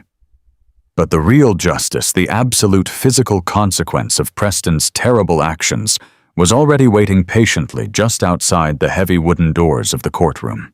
I glanced over at Hank. My brother-in-law was sitting right beside me at the defendant's table. He had a tight, grim, and deeply satisfied smile playing at the corners of his mouth. Hank had not just been sitting around our cabin drinking hot coffee, while Warren drafted the impenetrable blind trust the day before. Hank was a retired county sheriff with 30 years of deeply forged connections in local law enforcement. He knew exactly how the county justice system worked, and he knew exactly who to call when a predator needed to be caged. Hank had quietly coordinated this entire maneuver before we even put our suits on this morning. Hank gave me a slow and deliberate nod, his eyes shining with the fierce pride of a protective uncle. At that exact moment, the heavy oak doors at the very back of the courtroom swung open for the second time that morning. The sound of heavy black leather boots striking the polished stone floor echoed loudly through the silent room.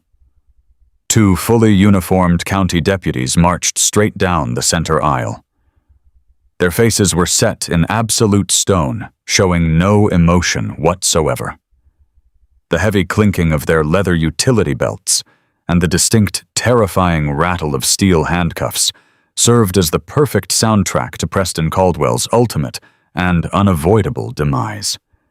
They did not hesitate or pause to ask for directions.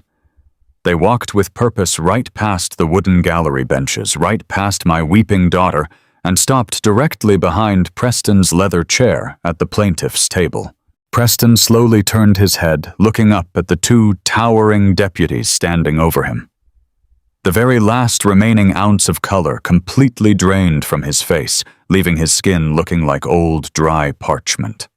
He looked exactly like a man standing on the edge of a massive cliff, finally realizing that the solid ground beneath his feet had completely crumbled away into nothingness.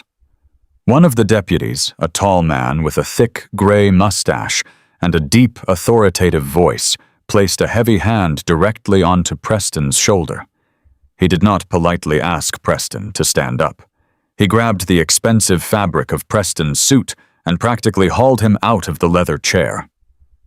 The deputy announced in a loud and crystal-clear voice that Preston Caldwell was officially under arrest. The formal charges hung in the stale courtroom air like heavy lead weights. Attempted grand theft, felony elder abuse, forgery of official legal documents, criminal fraud against a family estate. Preston frantically tried to pull his arm away, his eyes wide with wild, unadulterated panic. He sputtered and gasped for air, loudly demanding that the deputies take their hands off him immediately. He foolishly shouted that he was a highly respected corporate wealth manager, that he had incredibly powerful friends in downtown law firms, and that this entire situation was a massive, ridiculous misunderstanding. The second deputy did not even blink at the empty threats. He simply grabbed Preston's other arm swiftly and forcefully twisted it behind his back and secured his soft wrists with a sharp, undeniable click of cold steel.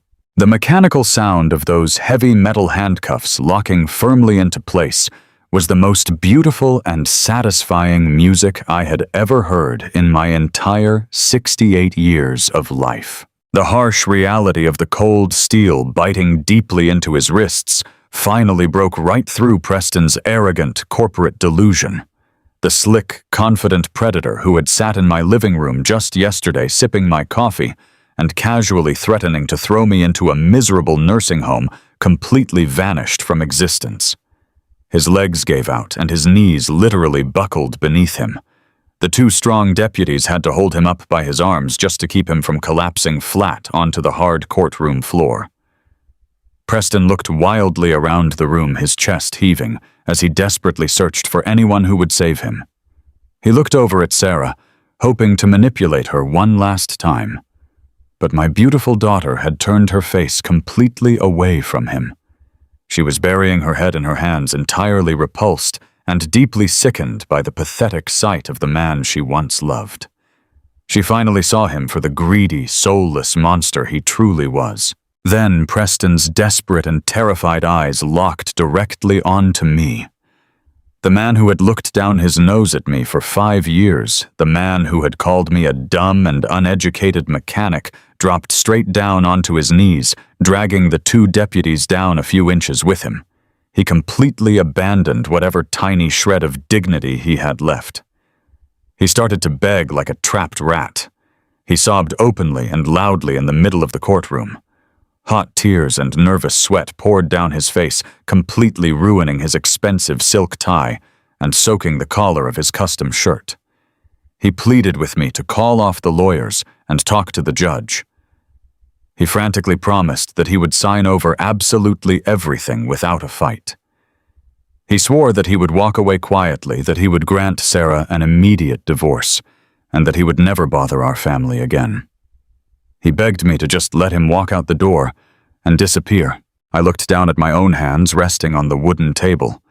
These were the hands of a working man.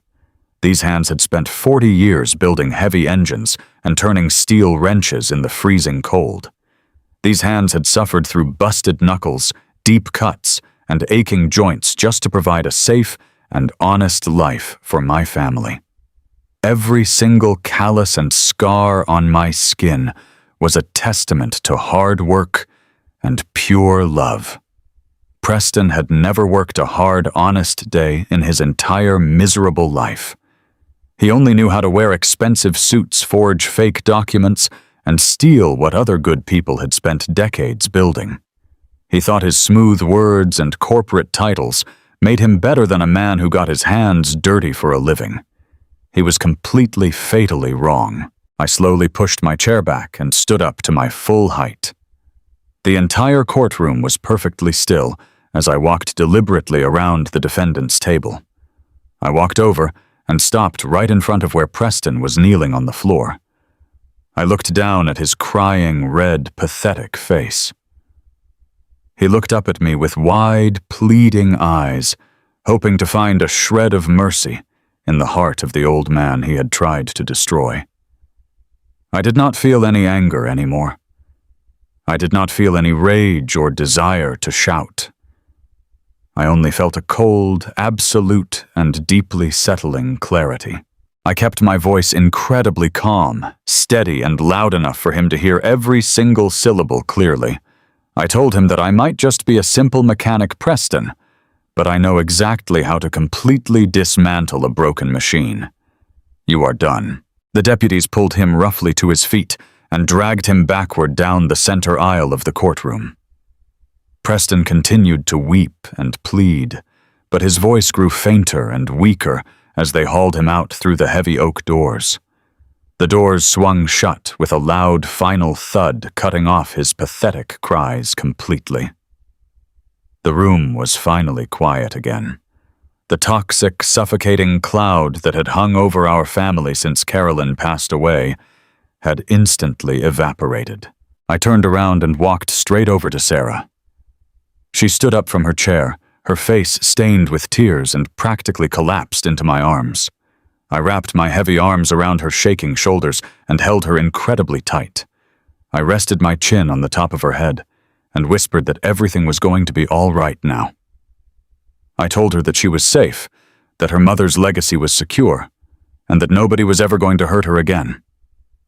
Hank walked over and placed a large, comforting hand on my shoulder, giving it a firm squeeze of solidarity. Warren Sterling packed up his massive leather briefcase, gave me a respectful nod, and quietly walked out of the courtroom, his job perfectly and thoroughly completed. Justice had been served. The predator was locked in a cage, his massive debts waiting to bury him the moment he stepped into a prison cell. Our home was safe. The $9 million estate was completely secure in an ironclad trust, and my daughter was finally free from the man who had secretly plotted her ruin. Caroline's brilliant final plan had worked exactly as she intended. She had given me the tools, and I had simply put on my boots and done the heavy lifting. I held my daughter close, feeling a deep, profound sense of peace settle into my tired bones. I knew the road ahead would still require healing, and Sarah would need time to recover from the terrible betrayal. But as we slowly walked out of that county courthouse, together, stepping into the bright, warm morning sun, I knew with absolute certainty that the good guys had finally won. We had survived the darkest storm, and we were walking into a future filled with genuine hope and pure, unshakable love. Life has a funny way of balancing the scales. The people who think they can use manipulation and cruelty to trample over honest, hard-working families always seem to forget one very important thing. You reap exactly what you sow. If you enjoyed hearing my story today, please hit the like button and subscribe to the channel so you do not miss the next one. Let me know in the comments what your current location is and what time you are watching this video. It brings a lot of joy to this old man's heart to know where my words are reaching. Thank you for listening, and always remember to protect the people you love with everything you have. We walked out of those heavy courthouse doors, and the bright morning sun hit our faces. The air felt completely different now. It was no longer heavy and suffocating. It was clean and crisp. I held my daughter Sarah close to my side as we walked down the wide stone steps. She was leaning her entire weight against me, her hands gripping my old canvas jacket tightly. Hank walked a few paces ahead of us, keeping a watchful eye on the parking lot like the seasoned sheriff he was. Nobody spoke a single word. We did not need to use words. The terrible storm that had threatened to completely destroy our family had finally broken, leaving behind a profound and sudden peace. I opened the passenger side door of my old pickup truck and helped Sarah climb inside. She looked so incredibly small and fragile, sitting there on the worn fabric seat. I closed the door, walked around to the driver's side, and climbed behind the wheel. I put the key in the ignition, and the old diesel engine roared to life with a familiar, comforting rumble. I pulled out of the courthouse parking lot and steered us toward home. The drive was completely quiet. I let the rhythmic hum of the tires on the asphalt fill the silence in the cab. I looked over at Sarah. She was staring blankly out the window, watching the tall city buildings slowly turn into familiar suburban streets. Her face was pale, and her eyes were red and swollen from crying, but the absolute terror that Preston had planted in her mind was finally gone. When we pulled into my driveway, the house looked exactly the same, but it felt entirely different. It felt safe. I unlocked the front door, and we walked inside. The familiar smell of lemon polish and old wood greeted us. I guided Sarah into the kitchen and pulled out one of the heavy oak chairs. I told her to sit down and rest her legs. I walked over to the stove, filled the old metal kettle with fresh water, and turned on the burner. I needed to make her a hot cup of chamomile tea. It was exactly what Caroline used to make for her whenever she was sick or upset as a little girl. I set the warm mug on the table in front of her. Sarah wrapped her trembling hands around the ceramic cup. She looked down at the dark liquid for a long time without taking a sip. Then she slowly looked up at me. Fresh tears began to stream down her cheeks, falling silently onto the wooden table. She took a deep, shaky breath and began to speak. Her voice was thick with an agonizing amount of guilt. She apologized to me over and over again. She begged me to forgive her for ever doubting me in the first place. She cried bitterly as she confessed how Preston had completely twisted her mind over the last few weeks. She told me how he would keep her awake late at night, constantly whispering terrible lies about my mental health. He had convinced her that I was losing my grip on reality, that I was a physical danger to myself, and that the emergency conservatorship was the only possible way to save our family from ruin. Sarah sobbed loudly, covering her face with her hands. She said she felt so incredibly stupid. She felt deeply humiliated that she had blindly trusted a man who looked at her as nothing more than a convenient bank account waiting to be drained. She asked me how she could have been so utterly blind to his true nature. She asked me how she could have ever believed that her own father, the man who had protected her for her entire life, was losing his mind. Every single word she spoke was heavy with deep, agonizing regret. I pulled my chair closer to hers. I reached out and took her small, trembling hands in my rough, calloused palms. I did not care that my hands were permanently stained with decades of dark engine grease and hard manual labor.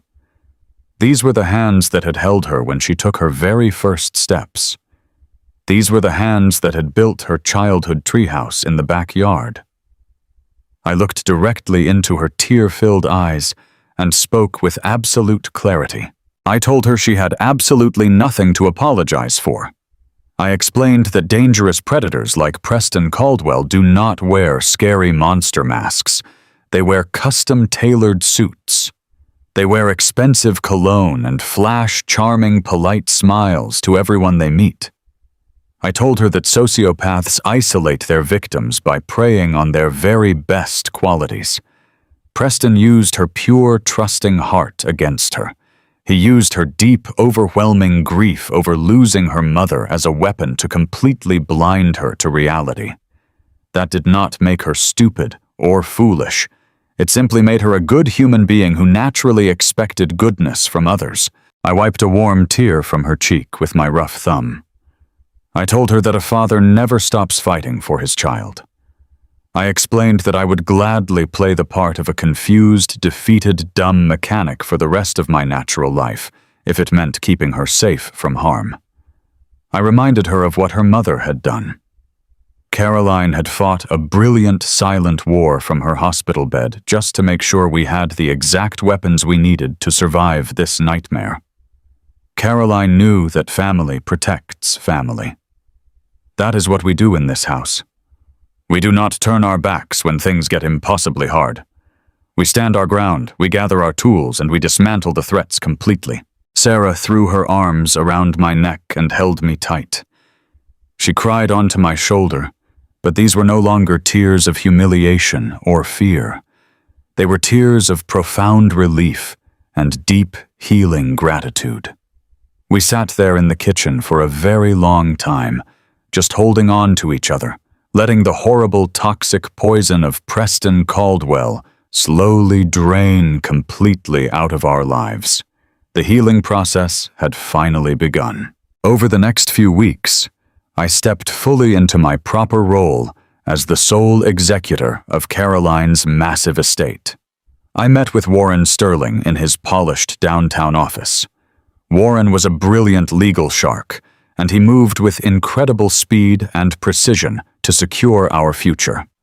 We officially dissolved the Emergency Blind Trust, and I took complete, unquestionable control of the $9 million my wife had secretly accumulated. Just holding those certified bank statements in my hand made me feel incredibly dizzy. My sweet coupon-clipping wife had turned into an absolute financial titan, and she had trusted me with every single penny of her life's work. The very first thing I did was sit down with Sarah and look closely at her personal finances. Preston had done a terrifying amount of damage in a very short period of time.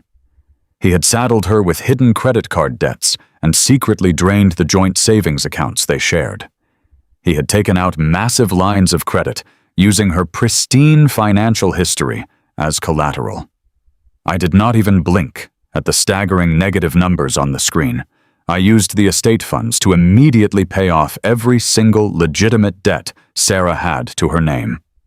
I paid off the massive mortgage on her house, so she would own the property completely free and clear without owing a single dime to any bank ever again.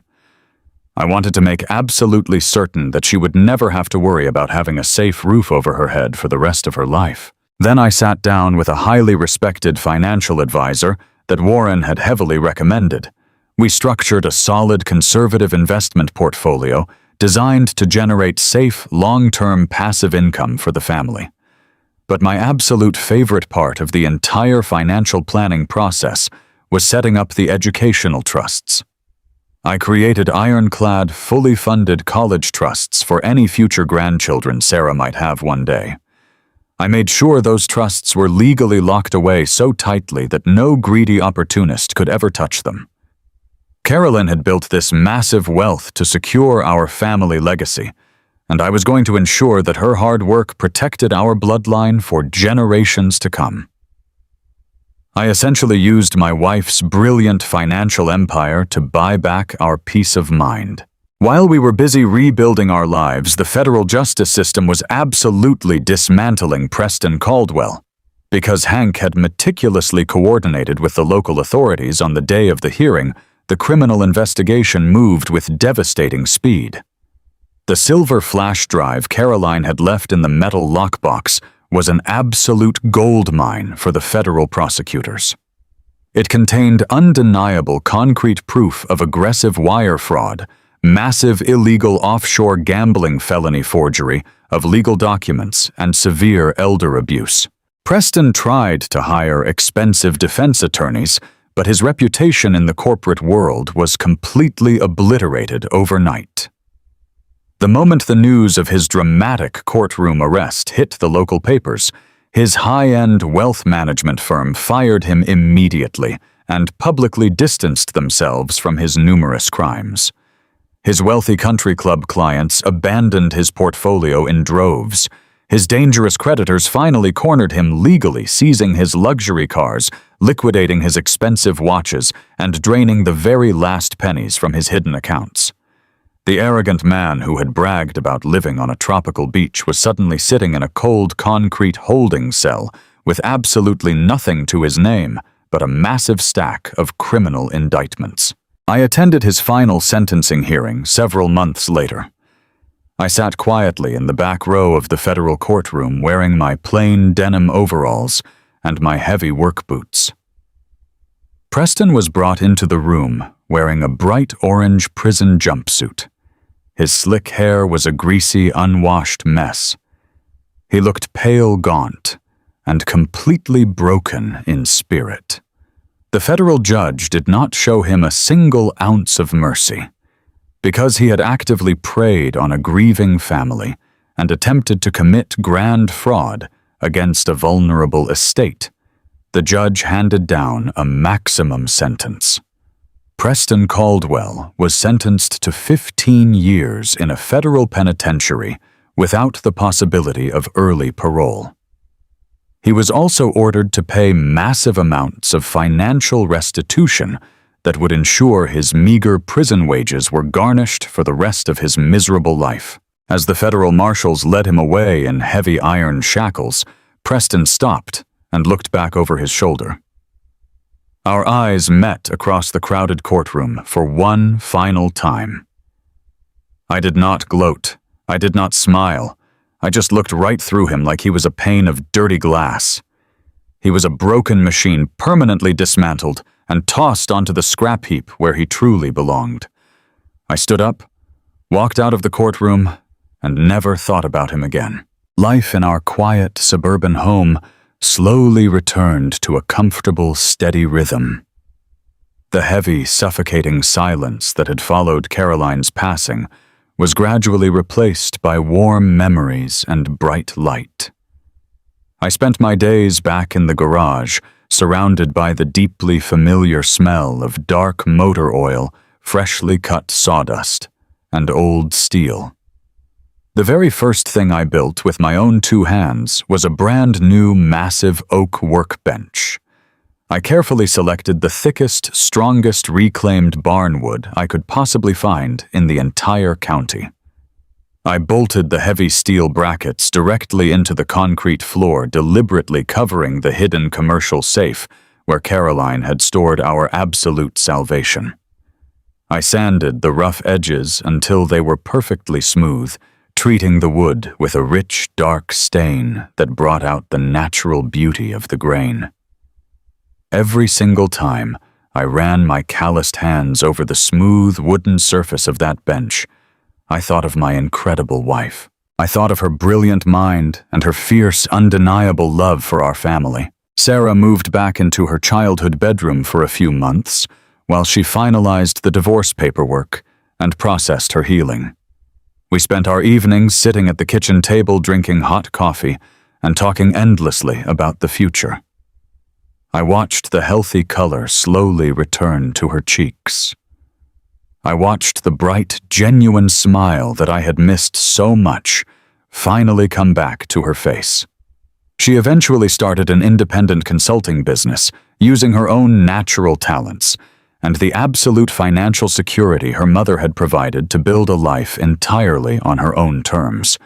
She was stronger, wiser, and far more resilient than ever before. I learned a very profound lesson through this entire ordeal. Evil does not always announce itself with a loud warning. Sometimes evil wears a polite smile, speaks in a soft voice, and pretends to be your biggest ally. It sneaks into your home when you are most vulnerable and tries to convince you that you are weak and helpless. But you must never underestimate the sheer unrelenting power of a father protecting his child. You must never mistake a quiet, working man for a fool. We might not wear fancy suits or use complex corporate words, but we know exactly how to spot a crack in the foundation.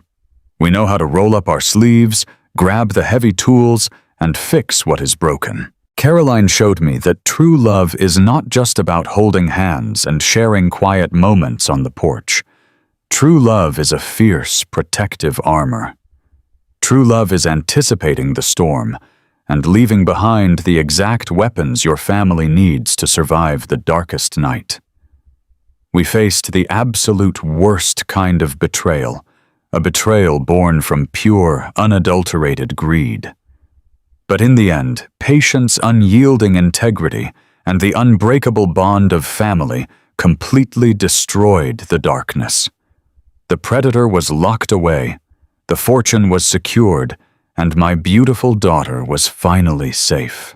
That is the only victory that truly matters in this life. If my story resonated with your heart today, please hit the like button to show your support. Subscribe to the channel right now so you do not miss the next life stories I will share with you. And please tell me in the comments exactly what city you are listening from and what time it is right there. It brings a profound amount of joy to this old mechanic's heart to know exactly where my words are traveling across the world. Take care of your families, trust your deepest instincts, and always remember that the truth is the most powerful tool you will ever wield. See you in the next story with love and respect. Months have passed since that incredible day in the courthouse. The heavy heat of summer has slowly faded into the crisp and cool breeze of autumn. I am standing right here in my garage. The familiar smell of old motor oil, sweet sawdust, and metallic rust fills the air around me. It is the exact same smell that has comforted me for the last 40 years of my life. My calloused hands are covered in a thick layer of black grease, and my back aches with that familiar, dull pain that comes from decades of hard physical labor. But I do not mind the ache anymore. It is a good pain. It is the pain of an honest man doing honest work. Right in the center of the garage, taking up almost all the available space, sits a beautifully restored 1969 classic pickup truck. I bought it as a rusted-out shell a few months ago, right after the dust settled from the trial, and Sarah moved into her beautiful new home. The truck was an absolute mess when I dragged it in here. The engine block was cracked. The transmission was completely shot. The body was eaten alive by years of neglect and harsh weather. Most people would have looked at that old pile of scrap metal and sent it straight to the junkyard. They would have said it was completely beyond saving. But I have never been the kind of man who throws away broken things. I am a mechanic. I look at rust and see potential. I look at a broken machine and know exactly the kind of patience it takes to bring it back to life. I run my rough hand along the freshly painted fender. The deep cherry red paint gleams perfectly under the bright fluorescent lights of my garage. Every single bolt, every single wire, and every piece of chrome has been meticulously cleaned, repaired, and replaced by my own two hands. As I listen to the low, steady hum of the rebuilt engine running flawlessly, I cannot help but think about my own family. We were just like this old truck. We were completely broken down, battered by sudden grief, and pushed to the absolute brink of total destruction by a man who wanted to scrap us for parts. But we did not let him win. We rolled up our sleeves, we brought out the heavy tools, and we rebuilt our lives from the ground up. I walk over to the massive oak workbench sitting against the concrete wall. I pour myself a cup of hot black coffee from the old thermos I keep out here. I take a long, slow sip and let the warmth settle deep into my chest. I look at the empty space right near the center leg of the bench, the exact spot where Caroline had secretly buried that heavy commercial floor safe. Just thinking about my beautiful wife brings a bittersweet smile to my tired face. I miss her more than my vocabulary could ever possibly describe. There are still mornings when I wake up and expect to smell her vanilla soap in the hallway. There are still evenings when I look up from my work expecting to see her standing right there in the doorway, holding a warm cup of tea, and telling me it is time to come inside and wash the grease off my hands. But the agonizing, suffocating grief that used to crush my lungs has slowly transformed into a profound and beautiful gratitude. Caroline was an absolute masterpiece of a human being. She possessed a quiet, radiant wisdom that always operated 10 steps ahead of the rest of the world. She never needed to be the loudest voice in the room. She never needed to brag about her brilliant investments or her massive financial success. She simply sat back, observed everything with those sharp, intelligent eyes, and quietly laid the flawless groundwork to protect the people she loved. We were the absolute perfect team, Caroline and I. We were two completely different sides of the exact same coin.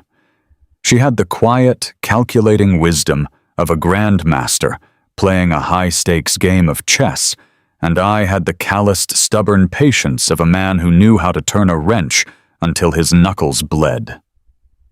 She built the $9 million empire in total silence, and she knew that when the time finally came, I would be the one to pick up the heavy sledgehammer and defend that empire with my life. She trusted my strength just as much as I trusted her brilliance. She handed me the ultimate weapon from beyond the grave, and she knew with absolute certainty that I would not hesitate to pull the trigger to save our little girl. I set my coffee mug down on the wooden bench and pick up a clean rag to wipe the grease from my fingers. My mind wanders back to Preston Caldwell.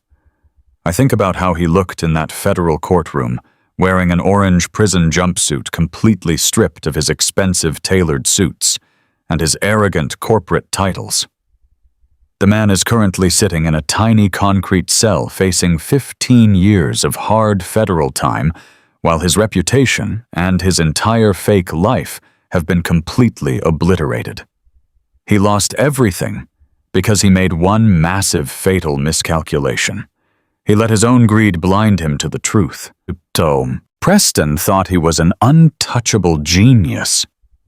He truly believed that his smooth vocabulary and his fancy college degree made him infinitely superior to a man who wore heavy work boots and drove a dirty pickup truck. But arrogance is the absolute easiest trap you can ever set for a greedy man. A greedy man is always looking up at the prize. He is always staring at the money, the beach house, the luxury cars, and the offshore accounts. He is looking so high up into the clouds that he never bothers to look down at the ground to see exactly what he is stepping on. Preston was so intoxicated by the thought of stealing $9 million that he completely failed to realize he was stepping directly into the jaws of a steel bear trap. He mistook my silence for stupidity. He mistook my profound grief for weakness. He looked at my grease-stained hands and assumed I did not have the basic mental capacity to understand his complex web of lies. But what Preston completely failed to understand is that a quiet mouth does not ever mean a slow mind. Never underestimate an old man who has worked his entire life. When you spend 40 years diagnosing microscopic fractures in heavy diesel engines, you learn exactly how to listen to the tiny, subtle noises that tell you something is terribly wrong. You learn how to take a massive, complicated machine completely apart, find the single rotten component that is ruining the entire system, and crush it into dust. Preston was nothing more than a faulty, broken part in the engine of my family. He tried to poison my daughter against me. He tried to steal the wealth my wife spent decades building. He tried to throw me into a locked psychiatric ward just so he could run away from his own pathetic gambling debts. But he forgot that he was dealing with a mechanic. I did not need to shout or scream. I did not need to throw a physical punch. I just let him talk, let him boast, and let him confidently build his own gallows. I simply waited for the perfect moment to pull the lever and watch his entire world come crashing down. I walk over to the open garage door and look out at the beautiful autumn morning. The golden leaves are gently falling from the massive oak tree in the front yard. The neighborhood is quiet and peaceful. Sarah called me earlier this morning. Her voice was bright, clear, and full of genuine laughter. She is doing so incredibly well now. She has completely broken free from the heavy toxic chains of that disastrous marriage. She took the estate funds and started her own consulting business, completely thriving on her own terms. She visits me every single Sunday, and we sit on the back porch drinking coffee and talking about her mother. The deep, agonizing wounds of the past are finally turning into faded scars. The $9 million fortune is completely secure. I paid off every single one of Sarah's legitimate debts, ensuring she will never have to worry about financial survival for the rest of her natural life. I locked the remaining millions away in an ironclad trust fund, heavily protected by Warren Sterling and the best legal minds in the state. That money is quietly growing, safely guarded for the college educations of the grandchildren I hope to hold in my arms one day. I did not use Caroline's brilliant empire to buy flashy cars or massive mansions. I used it to buy the only thing that truly matters in this chaotic world. I bought back our peace of mind. I bought back our family safety. I lean against the wooden frame of the garage door, taking a deep breath of the cool, crisp air. My heart feels incredibly light today. I know that Caroline is watching over us. I know that she is smiling that beautiful, radiant smile, completely proud of the fact that her final brilliant plan worked perfectly. She protected us in life, and she protected us in death. And I honored her legacy the only way I knew how. I put on my heavy boots. I stood my ground and I fought for our blood with every single ounce of strength I had left in my aging body. Family is not just a word. It is an absolute promise. It is a vow that you will stand between the people you love and the monsters who try to devour them in the dark. It is the willingness to sacrifice your own comfort, your own pride, and your own peace to ensure your children can walk freely in the light. We faced the absolute worst kind of betrayal born from pure, sickening greed, but we survived.